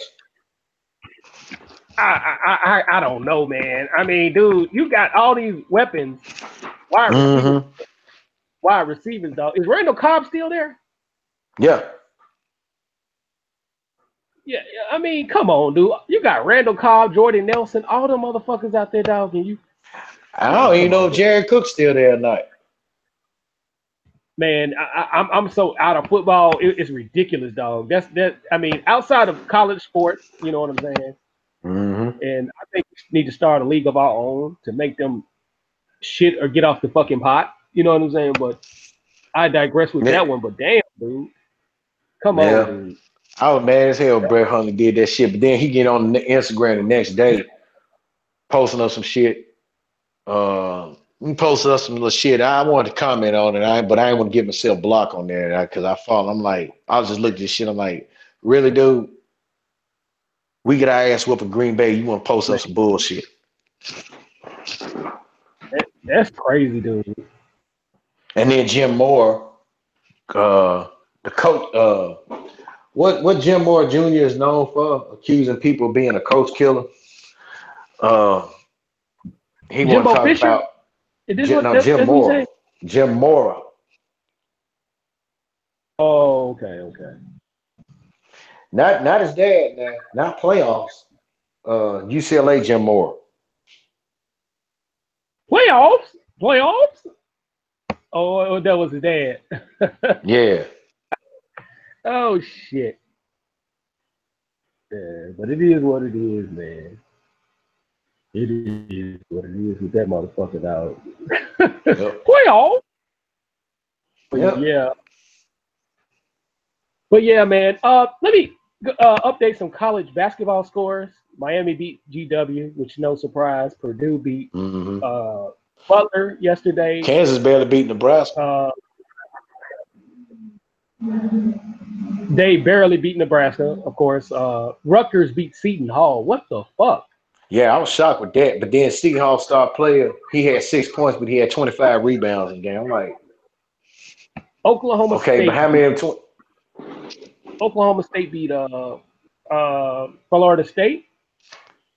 Kentucky got out. I know Florida lost again. Florida lost. This is the time of the year they start losing anyway, though. But in conference play, they start against Clemson at home.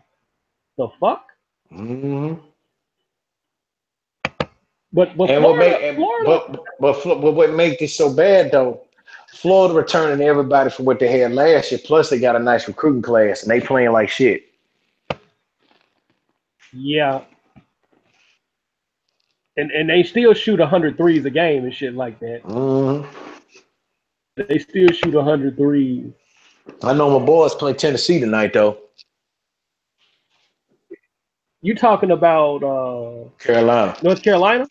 Yes, sir. They're playing right now. They playing right now? And Tennessee is leading.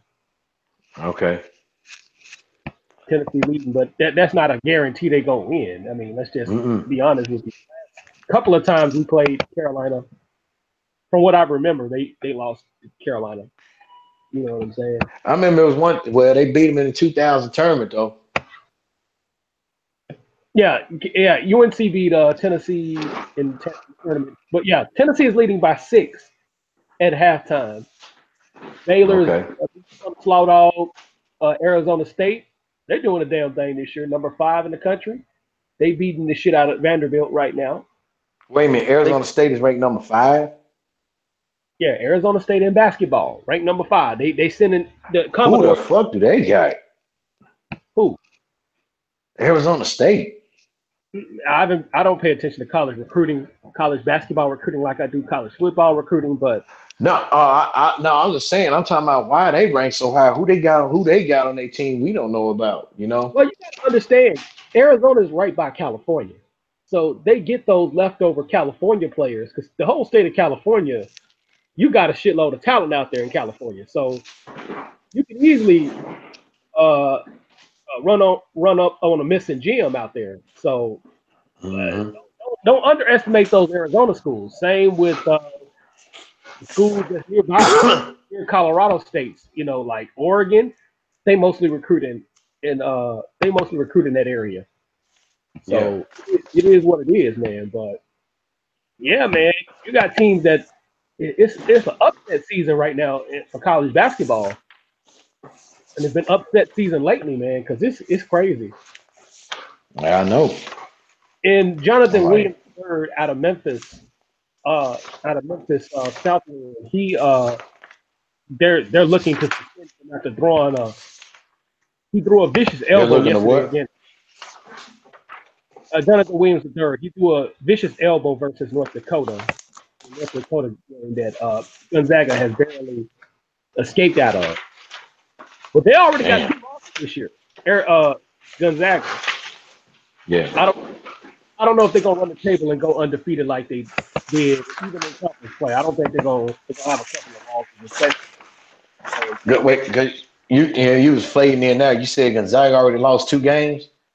They've already lost 2 games, so I don't think Yeah, they're they didn't going. lose their second game till the Final Four last year. Yeah, or at least the championship game. Yeah, but yeah, it's a season for upsets already. Indiana beat Notre Dame already. Well, that was a given.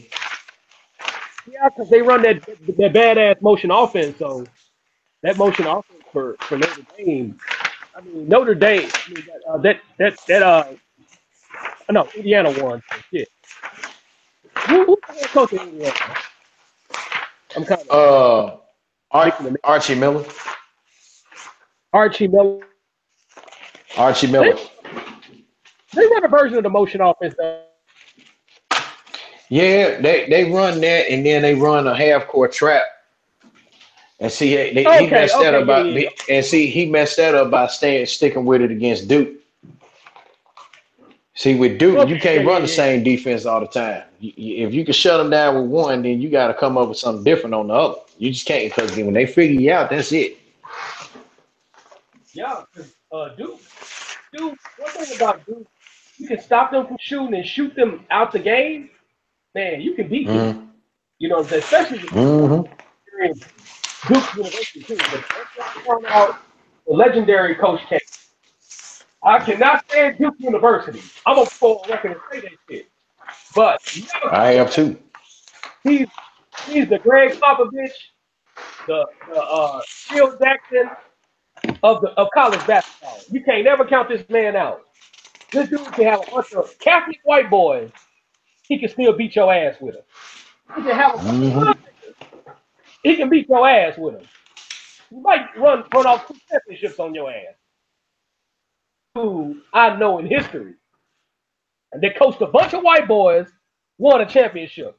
Coached a bunch of hood niggas, won a championship. Mm-hmm. He and the last championship was pretty diverse in that team. This dude can coach any fucking body. If you can't, Yeah, go ahead. I went on record and said I don't like Duke neither. And after watching that Christian Laettner special, what's dude named Brian Davis? I call him the crooked. Now, if you don't remember who Brian Davis is, he was the dude that hardly contributed on Duke's team, them 2 championship Mm-hmm. teams. That man got on there and admitted that he just said he just he had got on the school to do something like that. And when he had got his real estate license, he was the dude that was try to buy Grizzlies. ownership in the Grizzlies. And I don't know how that went in. That for some strange reason that went south. But he was smart at getting Christian Laettner involved in it. But That Yeah. the thing is, I think Brian Davis had the right idea, but he couldn't. I mean, it's hard, man. When you don't have the money to buy a team, they're not gonna let you buy it, dog. Just keep it 1,000 a And that was the thing. He didn't have the money. Yeah, But then when this man got out, they got off the plane. The old mayor was kissing his behind and stuff, greeting him, smiling on his face. Yeah, we glad to have you. Yeah. oh Then yeah, when the man didn't have no money, he talking bad shit about him. oh yeah. I agree, man. But Duke, Coach K is probably like the John Wooden of our era. He ain't ran off of 10 straight championships, but that motherfucker can coach his ass off. Mm-hmm. He can coach his ass off. I can't take nothing away from Coach K, man. And, I mean, when it's even all man. said, he can coach anybody. If you go to Duke, and you can't do nothing, you definitely uncoachable. That's what I will say. He has patience with his players. He don't do too much yelling, but when he do, oh shit, you done fucked up. Mm-hmm. Very even tempered coach. So you know what I'm saying? Very even tempered guy. So it's gonna be a sad day for college basketball when he leaves. But I hate that motherfucker, the coach of Duke though. Man. The next coach who coaches at Duke University got their hands full. They need to win Oh, championships. They need to win 2 or 3 championships to get their respect. shoot. Coach K, what, 70 something years old? No, Coach K still in his 60s. No, hold on. Let me be Coach K. Let me look that up because I'm right by the computer, like I normally am. He is 70. He's born February 13th, 1947, in Chicago. Shot-town boy. Yep, background kid. Net worth $25 million. Have nothing but girls. Yeah, I know you got two grown girls, and I think you got a couple grandchildren too. Yeah. So he got Nikki Krzyzewski is his wife. Been the same wife since 1969. So yeah, Mm-hmm. Coach K. Coach K. You know what I'm saying? And I hope no scandal comes out. I don't like Duke, but I just hope he retires in peace. I Yeah. just hope he I mean, retires in peace. I like Coach K too, man. I mean, like, what was that? Me and I was watching one game that they were playing against Carolina, right? Right. And it was somebody made an effed up foul call. Man, that man got up, he wanted to foul the referee. Like, the look on his face was like, he wasn't yelling or nothing. It was just the way he was looking, man. That man looked at that man. And Yeah. then it was one game he had got a technical. He was like, shrugged his shoulder, like, so? Like, damn, coach. He Hey, like, so? He gangster man. real though, bro. That's why I told my boy Trey Murphy. I said, we both don't like Duke. But you got to give Coach K his respect, man. I said, he keep it real. I said, hey, them Chi-Town boys, us Chi-Town dudes, we keep it real, dog. Oh Then yeah. but I know he hurry up. He don't like it when nobody bring up about him and his relationship with Bobby Knight, man. He just keep that short and simple. Yeah, but he He's learned it. what with him without Yep. Bobby Knight. Even though I think Bobby Knight is a racist piece of shit, but I'll give a man props, even though that motherfucker is a racist. Mm-hmm. Coaches of all time. I'm not gonna sit up Hell there yeah. and take away his, because I can separate my hatred for a motherfucker and give him props at the same time. But with that being said, Bobby Knight, Excuse me. he learned that motion offense that Bobby Knight taught him. But Mm-hmm. he made that motion, he took that motion offense and put it on steroids. Because his Yep. motion offense is so And, unpredictable. He can go dribble drive with it. He can go motion out mm-hmm. and pick and pop. He can do anything with that damn motion offense.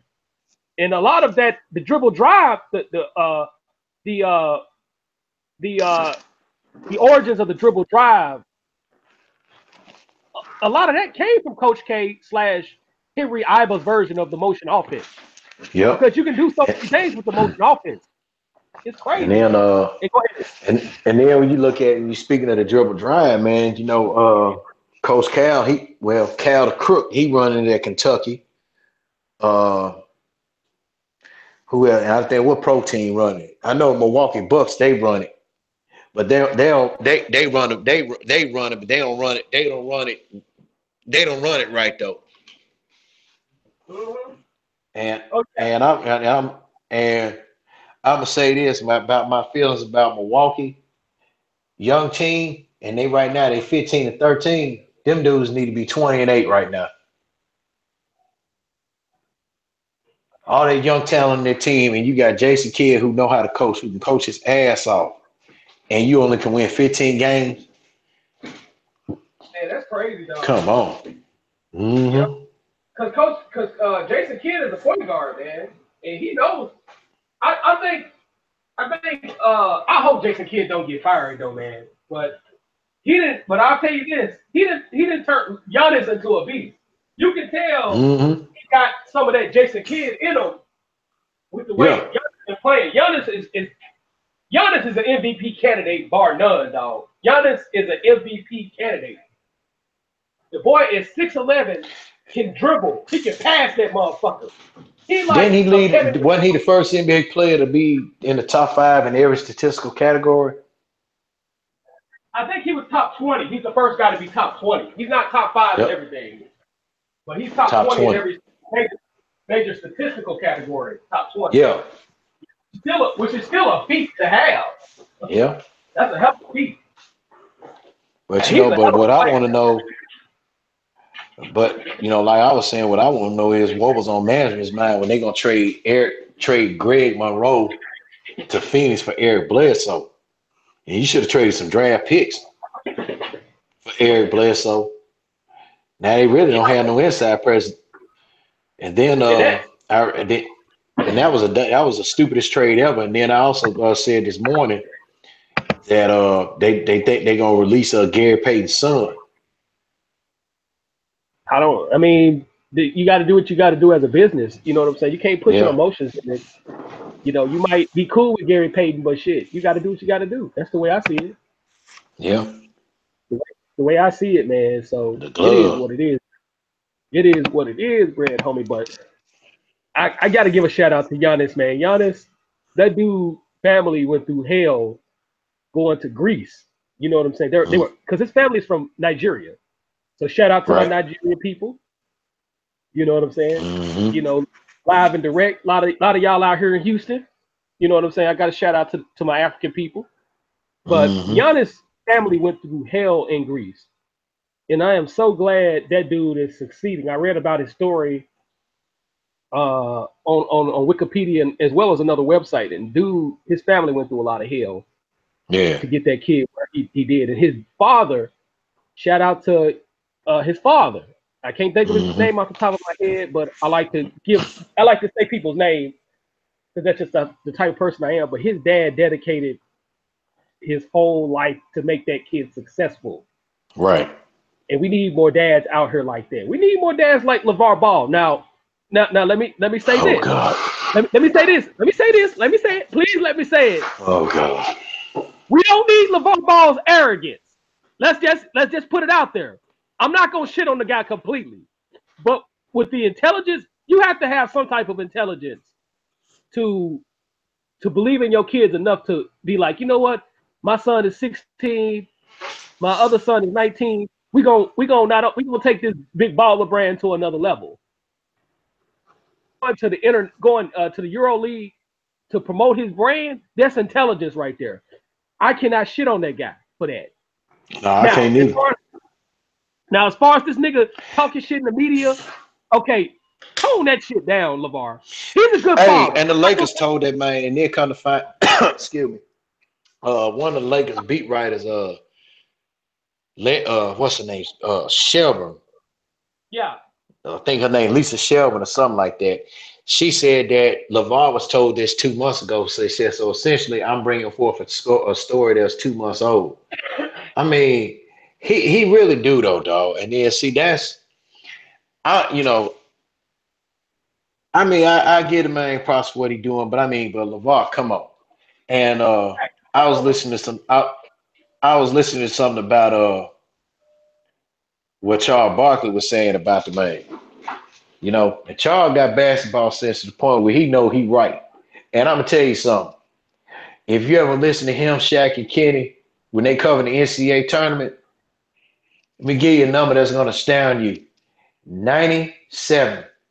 97% of the time what Charles be saying, or no matter what he talking about on the NCAA or on the NBA or about somebody in the NBA, 97% of the time Charles is right.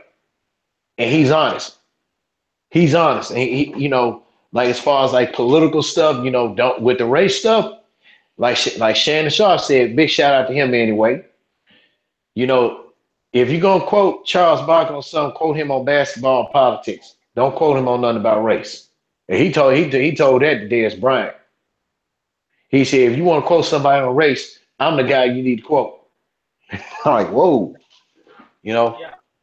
And Shannon Sharp, man, oh man.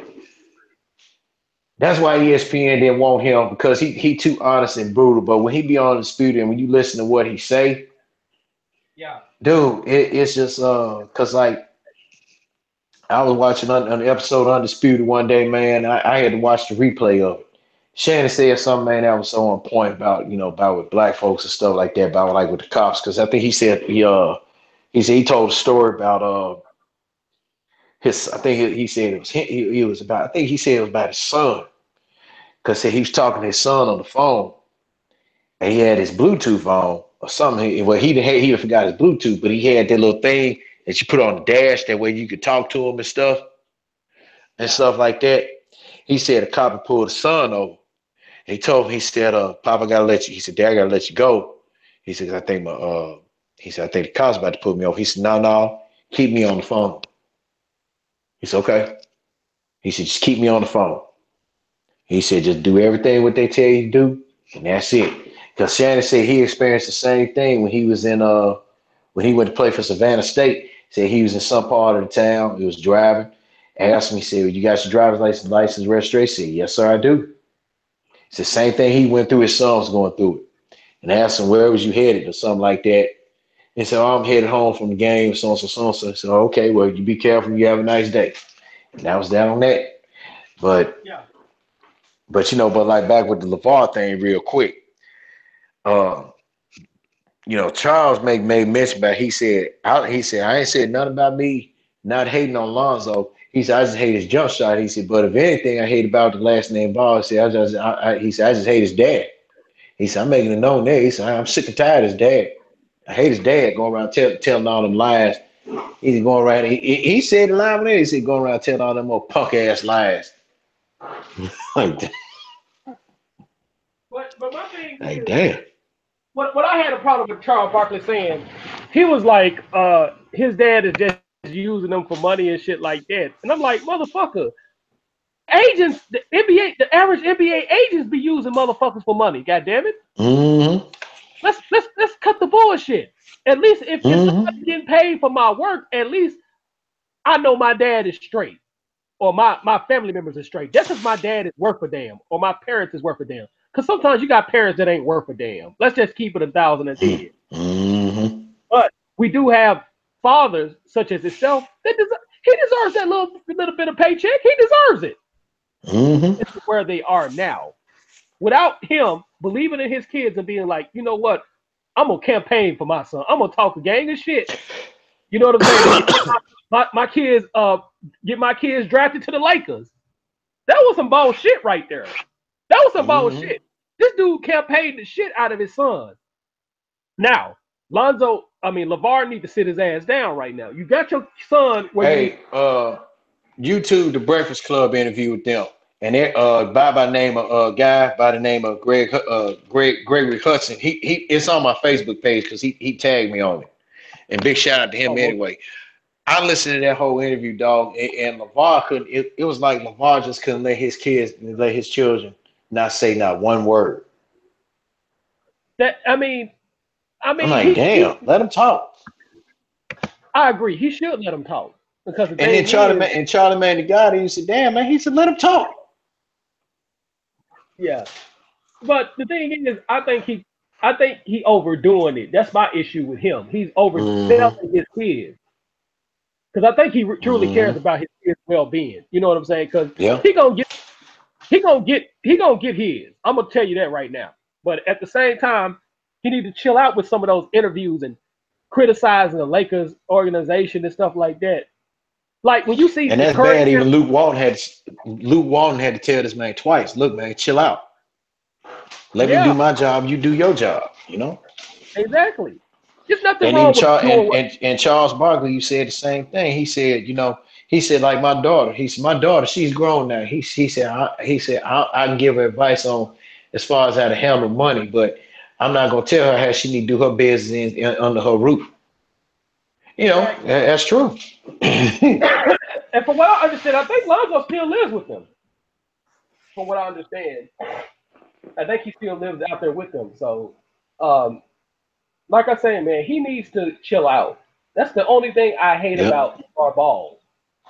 But getting Yeah. back to my boy Giannis, Giannis' dad needs a salute for that because without his dad, he wouldn't have made it, man. His dad truly believed in him, man. And for him to come from Greece, Mm-hmm. Nigeria, to ball out like that, this dude's the next Kevin Durant. Once he gets a consistent jump shot, once he gets a consistent 3-point shot, because he can knock it down, he just not as Oh good hell as yeah. he's just not Yeah. as good as Kevin Durant with that 3-pointer. Once he gets a consistent jumper, Giannis is gonna be MVP. Mark my words. Mm-hmm. This is what I think what Milwaukee need to do. Spend some money on some good free agents, man. Get rid of some folks that don't need to be on there. Like, okay, like now I'm gonna read up on Giannis' story when I get off of here. Like with Jabari Parker. I read up on him. My pops had the issue of him, Sports Illustrated, and he said he was saying, and I read it, he pointed at it. He said, "Hey, you need to read about that on him." He said he went through a lot of shit back home because he said his folks. He said they grew up poor, man. I mean, grew up poor on the west side of Chicago, and it's just like he said they barely had it. He said, man, it was like whatever food that they had to eat, they had to make that shit last till about, man, basically like till whenever the next check or the next handout came. You know. Now I'm gonna tell you, just go on record and say some stuff like that. Now, like you said, like with Giannis and like I mentioned about Jabari Parker, stuff like that, man. These guys learn how to. These are basically just two humble ass brothers, man. That that basically went from nothing and turned themselves into something. Exactly. You know, uh, and guys like okay, like what's his name from the Bulls? Chris don't know how to shoot done. Uh, He basically was he basically he basically was a street hustler. He yeah, basically lived out on the streets, man. He basically was a street hustler. Now, but then when they said what he did, the reason why he did what he did, okay, he earned my respect for it. But he had to find a way to feed his family. Because I think he said because his pop, because he said I don't know because he ain't getting too much detail about with his mom and his dad. He was just mainly talking about himself. He said that he had to do what he had to do oh because he yeah, said he used to and he admit and he said he did go on and admit and said that he would cheat folks out of money, doing 3 card molly and all the other little shit and crap games and stuff like that. yeah, I'm like, you a bold nigga to do shit like that. I'm gonna tell you something. Woo, you did it now. yeah. And he was able to get away with shit like that. He admitted he said in his younger days, out in the street, he was a little slime. He was a little slimy motherfucker, man. Yeah, But that's yeah, what you tell me about Giannis, man. That give me something to read up on right there. Give me something to do. Oh yeah, man. The kid came from nothing, man. I mean, his dad had to hustle out there in Greece, man, because they wouldn't give him a job, and he didn't have his papers out there up in Greece, man. So he had a hard time making getting a source of income per se, man. And the thing is, Yeah. African immigrants go through that shit when they go to these European countries. Mm-hmm. When they go to even when they come here, they almost got to isolate themselves from other African Americans, which is why you see a noticeable amount. I ain't gonna say a lot, but you see a noticeable amount of African coons. You know, and please don't. I'm not shitting on African people. One of my biggest followers is up in England. If I'm not Mm-hmm. mistaken, correct me if I'm wrong. I think he's from Nigeria, somewhere in Africa. He got one of them damn thick ass British voice, but I know he's originally somewhere from Africa or the West Indies. But wherever the brother's from, regardless, he's still an African brother. But anyway, the Mm-hmm. brother gets my respect. I have plenty of African friends, but let's not get it twisted. There's a lot of Africans that come off that boat, that come off that plane, that be doing a lot of a Sambo shuffling up in this motherfucker, as my boy Mm-hmm. be saying. Let's not Mm-hmm. dismiss that fact. But the fact that I see this brother come from nothing and turn out to be something, I respect that, man. And I respect his father. I respect his mama. You know Mm-hmm. what I'm saying? And like I said, we need more parents like that, dog. Are they still living in Greece as of now? Or are they over here in the States? I'm not sure about that, but I know he plays in Greece and in the NBA because I think Greece's basketball season is in the summertime. But what happened last year was the NBA put a block on that. They said he can't Yeah, play. because I know he lives, and I think he said because he said he lives in they said during the off time Giannis lives in Milwaukee in a certain part of in a little suburban part of Milwaukee. Oh yeah, he's a good guy. He's a very humble guy, and like I say, a lot of your basketball players come from nothing because most of your best Mm-hmm. players come from the hood. Let's just keep it real. The best Yeah. basketball team in Houston is what's that motherfucker? Yates High School out in Third Ward. Mm-hmm. At one point, you know, your two best basketball teams historically in Houston was Cashmere High School, which is in Cashmere Gardens / North Houston, and Wheatley High Mm-hmm. School, which is where I currently live at, in Fifth Ward. You know what I'm saying? So a lot of Yeah. your great basketball teams, Famous Fifth Ward. a lot of your great basketball teams in most cities are usually going to be in the hood. Now you do got some cities to where you got great private schools. Shout out to Oak Hill Academy. Shout out to Mm-hmm. Monteverde Academy. Shout out to Finland Prep High School. Uh, Shout out to Lausanne up in Memphis. They're doing a good job of Farragut High School. very good high school. Yeah, you got what's that other school out there? Not Briarcrest. Uh, Hardin Academy. They won the state championship last Mm-hmm. year, coming down from 30 points down in the state championship game. Go look that up on. Go order that game on NFHS .org. But a lot of Okay. but you do have private schools that are able to send out scholarships to the hood kids and be like, hey, come on and play on this basketball team. You know what I'm saying? Mm-hmm. But for the most part, your best basketball players, they come in the hood. You know what I'm saying? They in the hood. Yeah, and then sadly, like when we was talking about my high school, sadly with my high school, I don't think we didn't have not one single recruiter come to mind. But I knew it was some that came out to Hamilton around about that time.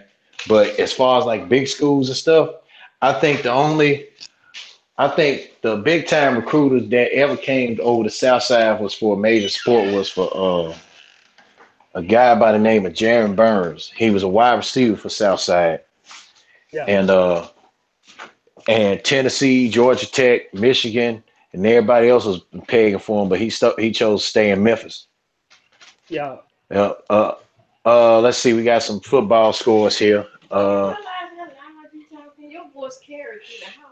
Sorry, my bad, Jamie. Yeah, let's see, we got the Panthers beating the Packers by 7. Saints beat the Jets. That was no surprise. Pets. Uh, The Bills beat the Dolphins by 8. The Ravens beat the Browns by 10. By the way, big props to the Browns for getting the Chiefs' ex-general manager to run the ship. So, Hugh Jackson, take your coon ass on somewhere and stay being a coordinator. I agree, though. And the Panthers just Green Bay. Damn. Yeah, the Jaguars put a whooping on Houston. I gotta give Tom Coughlin some props too for getting Doug Marrone. He a good coach, man. Even my boy Trey Murphy said, "Dude, a good coach, Doug Marrone." Yeah. Rams, right now, Rams lead 6-0 versus the Seahawks. Vikings whooped up on the Bengals. Eagles beat the Giants by 5. Yeah. Cardinals lost to the Skins by 5. Man, Patriots and Steelers should have been a night game, dog. They got the Cowboys and the Raiders on for the night game. The Browns gonna go 0-16, baby. Woo! Yep, and Hugh Jackson finna get fired. Coon Jackson, yeah, call him Coon Jackson, not the Coon Jackson. I love the American flag. Yeah, buddy, man. We need to get him some tap shoes, man. Stacey Adams. It is what it is for that brother. Stacey Adams and Versace. Yeah, and get your Bojangles on. Get your Bojangles on, because that motherfucker is a big ass coon, skinning and grinning ass coon. Yeah, buddy. Man. I mean, but I give Hugh Jackson props now. He is a damn good coordinator, but him being a coach and saying and speaking on some certain things, he don't need to say shit. Well, the thing is, Hugh Jackson should have never took the Browns job. Now, when he was at Oakland, he did a damn good. He was doing. Yeah, and then Al Davis fired that man for no reason. Yeah. But as far as him, I'm like, what the fuck? But as far as him being at a team that you need to rebuild from scratch, I'm talking about a team like Cleveland. That's so fucked up there. No. He should have stayed at Cincinnati, dog. Because, I mean, that offense he ran in Cincinnati, man. Ooh-wee. And then one thing I get. Go ahead. One thing I do get Hugh Jackson about his offense. He told man, I watched a Hard Knocks episode on YouTube when he was there the first time as a coordinator. And that's when Chad Johnson was on the team. And he got on Chad Johnson. He said, come here. He said, I told you, and then Chad Johnson said, I don't give a fuck what he said, look. He said, I told you 896 flanker post, you supposed to rank. He said, you supposed to cut across the middle on the deep post, you gonna run a flag. And he could time out. Damn, what you told me, Ron. He said, motherfucker, that is what I told him when I said run. He said, you run the play when I tell you to play. That's how you supposed to do it. He said, man, I gotta run. He said, man, whatever, man. He said, you don't tell me. And Chad Johnson told him, you don't tell me what I need to do. He said, I'm the coordinator. He said, I can't tell you what to run and do. He said, I can tell Marvin to cut your ass for the day. And he said, I can tell him to cut you. And Hugh Jackson said, nigga, I don't give a fuck. I'm like, damn. He told Chad Johnson, he said, you sit your ass down this next play. I'm going to get Hushmanzada to run this. Oh, man. Yeah, man. I'm so glad Marvin Lewis is going to move on with that bullshit at Cincinnati. Man, that 0-7 in the playoffs. I think he's a good coach. Let's not take that away from him. I think he's a good coach. The problem is where he's at. A lot of times those are factors. Because I think if he was in another city, because he turned Cincinnati back around from scratch. Yeah. Hey, I like what Adam Schefter said. He said, don't count him out. He said, don't count him. He said, don't count him out to be coaching somewhere else though. No. Or helping out in the system. Because he's still young, relatively young for a coach. 59 is relatively young, but he needs to go somewhere where he can win. You know what I'm saying? Yeah. He can win, and even if he don't get a head coaching job, he could be a defensive coordinator. He's a damn good defensive coordinator. With that 2000, Yep. Well, that folk, he runs a good 4-3 now. yeah, he Whew. he he ran that Baltimore Ravens defense, man. The way he ran that Baltimore Ravens defense in 2000, man. And then the way they stopped the run, He's a good run defensive guy. He puts you in situations Yep. where you got to pass the ball. He puts you in situations where you got to pass the ball. You damn near a third and 7, third and long is like a 3rd and 20 with his defense. That's how still Yep. his defense is. So it is. And then when he was at Washington, well, I mean, when he was at Washington, defense, they would stop the run and the pass, but they couldn't win with shit. Couldn't win for shit. Yeah, man. So that was the best defense ever, man. I mean, and he took Ray Lewis and he made Ray Lewis this coon ass. You know, I gotta mention that. But as a football player, Ray Lewis, he was instrumental in making Ray Lewis the player he was. He was very instrumental in that. You know what I'm saying? Yep. So, I still say though, man, a lot of people tell me they think that Baltimore defense is pretty good.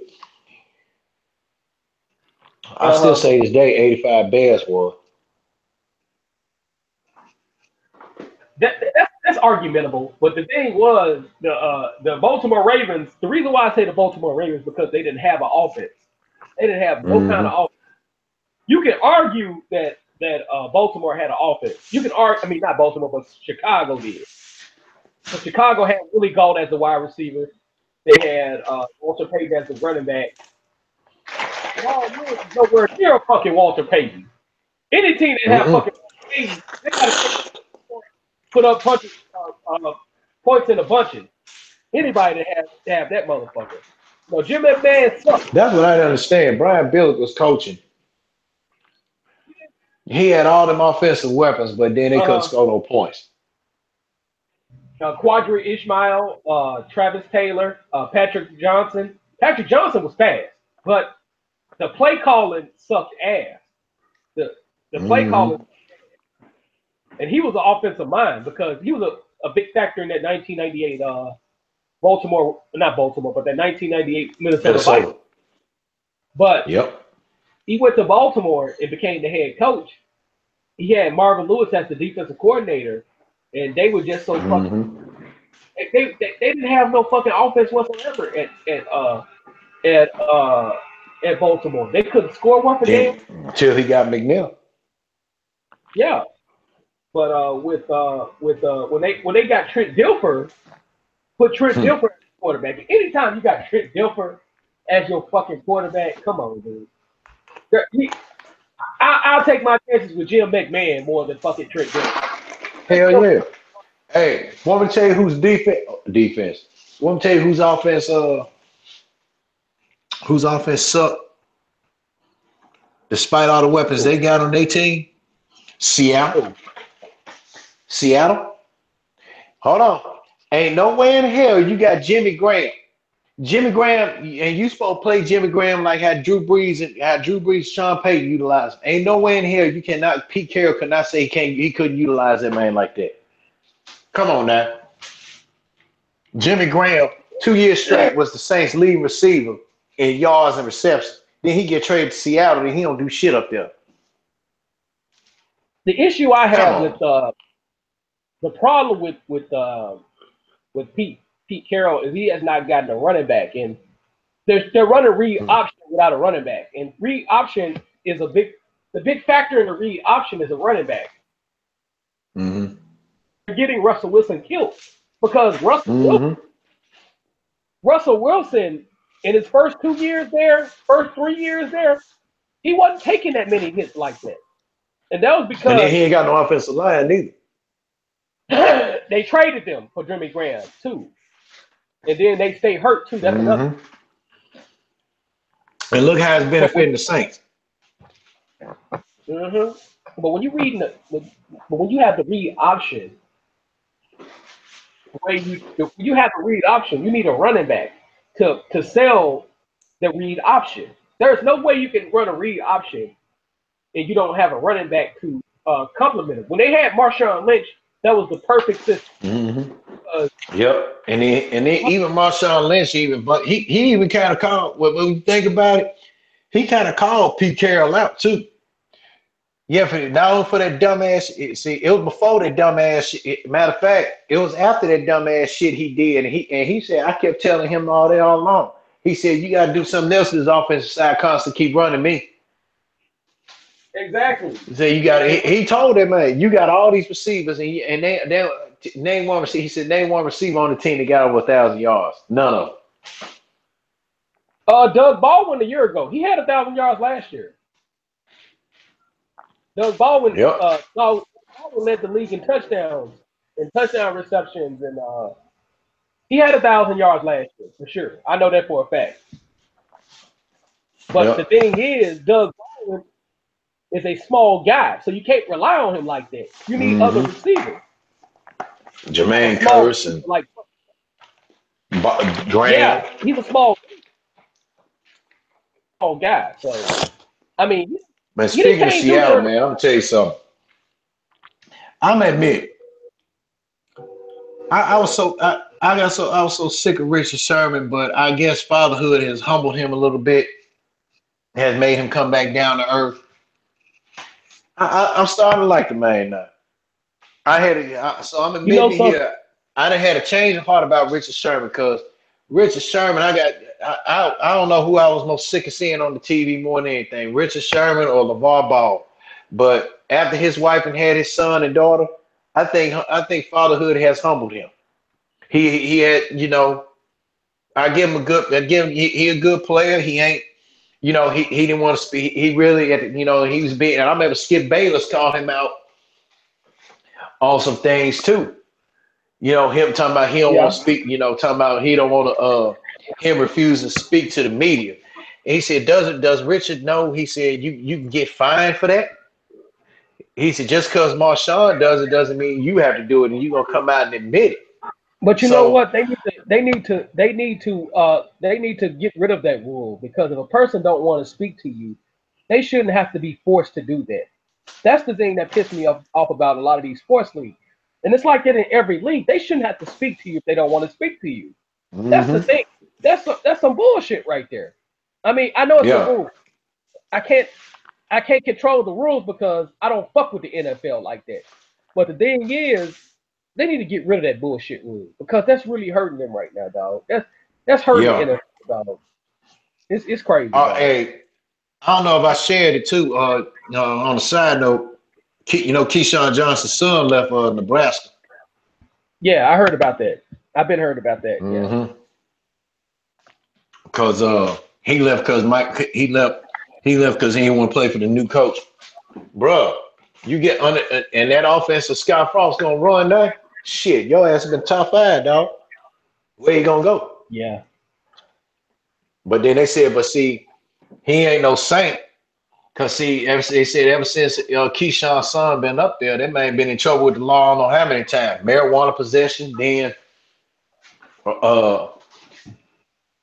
and then he had a disturbing the peace charge on him. And Keyshawn said on the media about his son, and he said his son wanted to come back home. He told him, he said, no. He said, until you learn how to mature, yeah, you can come back. You can come back to Cali, but you ain't coming back to my house. The thing is, a disturbing the peace charge, that's a give or take charge. That's a give or take. That's a give or take thing. So I'm not gonna shit on him on that disturbing the peace thing because anybody can get charged with. We can get charged with disturbing the fucking peace. What kind of fucking? But that possession of marijuana. Even that, they need to get rid of that. But people need to be cognizant of marijuana because some states it's still not legal in all the states now. But disturbing the peace, I'm kind of like But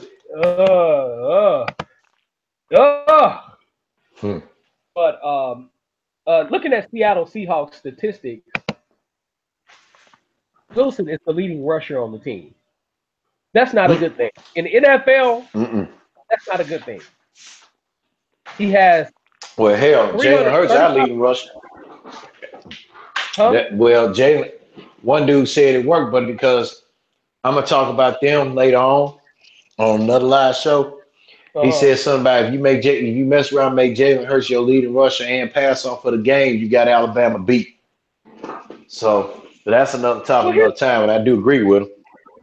Here's the thing, though. That's college football. College football is a little different than pro. If you're the leading rusher in the pros, that means you don't have no set running back to make the defense respect your passer. Because pretty soon Russell Wilson is going to get killed. He's going to have a serious injury, and he might not come out of it. Because really, Russell Wilson is never 100%. You got to think about that. And the thing with Russell, and the thing with Russell is a smart quarterback in terms of running the ball because he don't take as many hits as other quarterbacks. So I think him running the football is not as risky as other quarterbacks running the ball because he knows when to slide, know when to run out of bounds, know when to take it for a touchdown. He's smart when he runs the football. He doesn't. But the problem is he's getting sacked a lot. That's the problem. He's getting sacked, man, for his career more than anything, because you're a stationary target. Man. But I'm gonna end this live stream. I'm gonna end this live stream. But hold on. But we was talking about Richard Sherman right quick when I was saying that I didn't like that man because you was about to say something. Because I didn't like that man at first. But like I said, but I think after he had got married and his wife had a daughter and a son, I think fatherhood and kind of changed his ass a little bit, made him a little bit more respectful and humble. Because man, he didn't want to talk to no media and nothing like that. But now, he talks to the media now, and kind of felt bad for him when he tore his Achilles, man, and him not having nobody helping him as he was walking off on this shit. And the man was walking, and Jimmy, he was walking on the sideline on the torn Achilles. You ain't supposed to do that. But this dude was walking on this shit, and he said, I tore my Achilles. So that man walked back to the dressing room on his own, and so shit. And then with that Achilles, man, I don't think from what I've read, and hey, I got Achilles problems myself. My left Achilles, it's in and out with stinging pain. 9 times out of 10, 50-50 chances that's a hard injury to come back from. They say that shit with microfracture surgery being the second. Oh yeah, most definitely, man. So man, you got any last thoughts before you don't get off the live stream, man? No, that's it, man. Other than that, one announcement I made, all the shout outs. I'm gonna post names on the Facebook who all I gave shouts out to. Also, like I said, Let's Draw on Something will debut tentative date will be either January 5th or January 12th. And I'm gonna learn how to do this thing with the hangout and stuff like that with none other than your own, with your boy Jimmy J Smooth from the 832 being my first guest. Because we're gonna talk about the creme de la creme of the crop, all the good bowl games that we witnessed, or we might talk about on his show. But mainly we're gonna probably do a recap of some, and then we're gonna talk about the national championship game and give our thoughts on it, and along with other topics. So, like I said, let's draw on something. Look for it between January 5th and listen for it January 5th or January 12th. All right, most definitely, man. So this your boy live and direct in full effect out the 832 with my boy Craig out of the Huntsville area. You know what I'm saying? Y'all already know how Jimmy J Smooth is. Y'all have a good one. And you know what I'm saying? Stay blessed and stay peace. That's it. All right.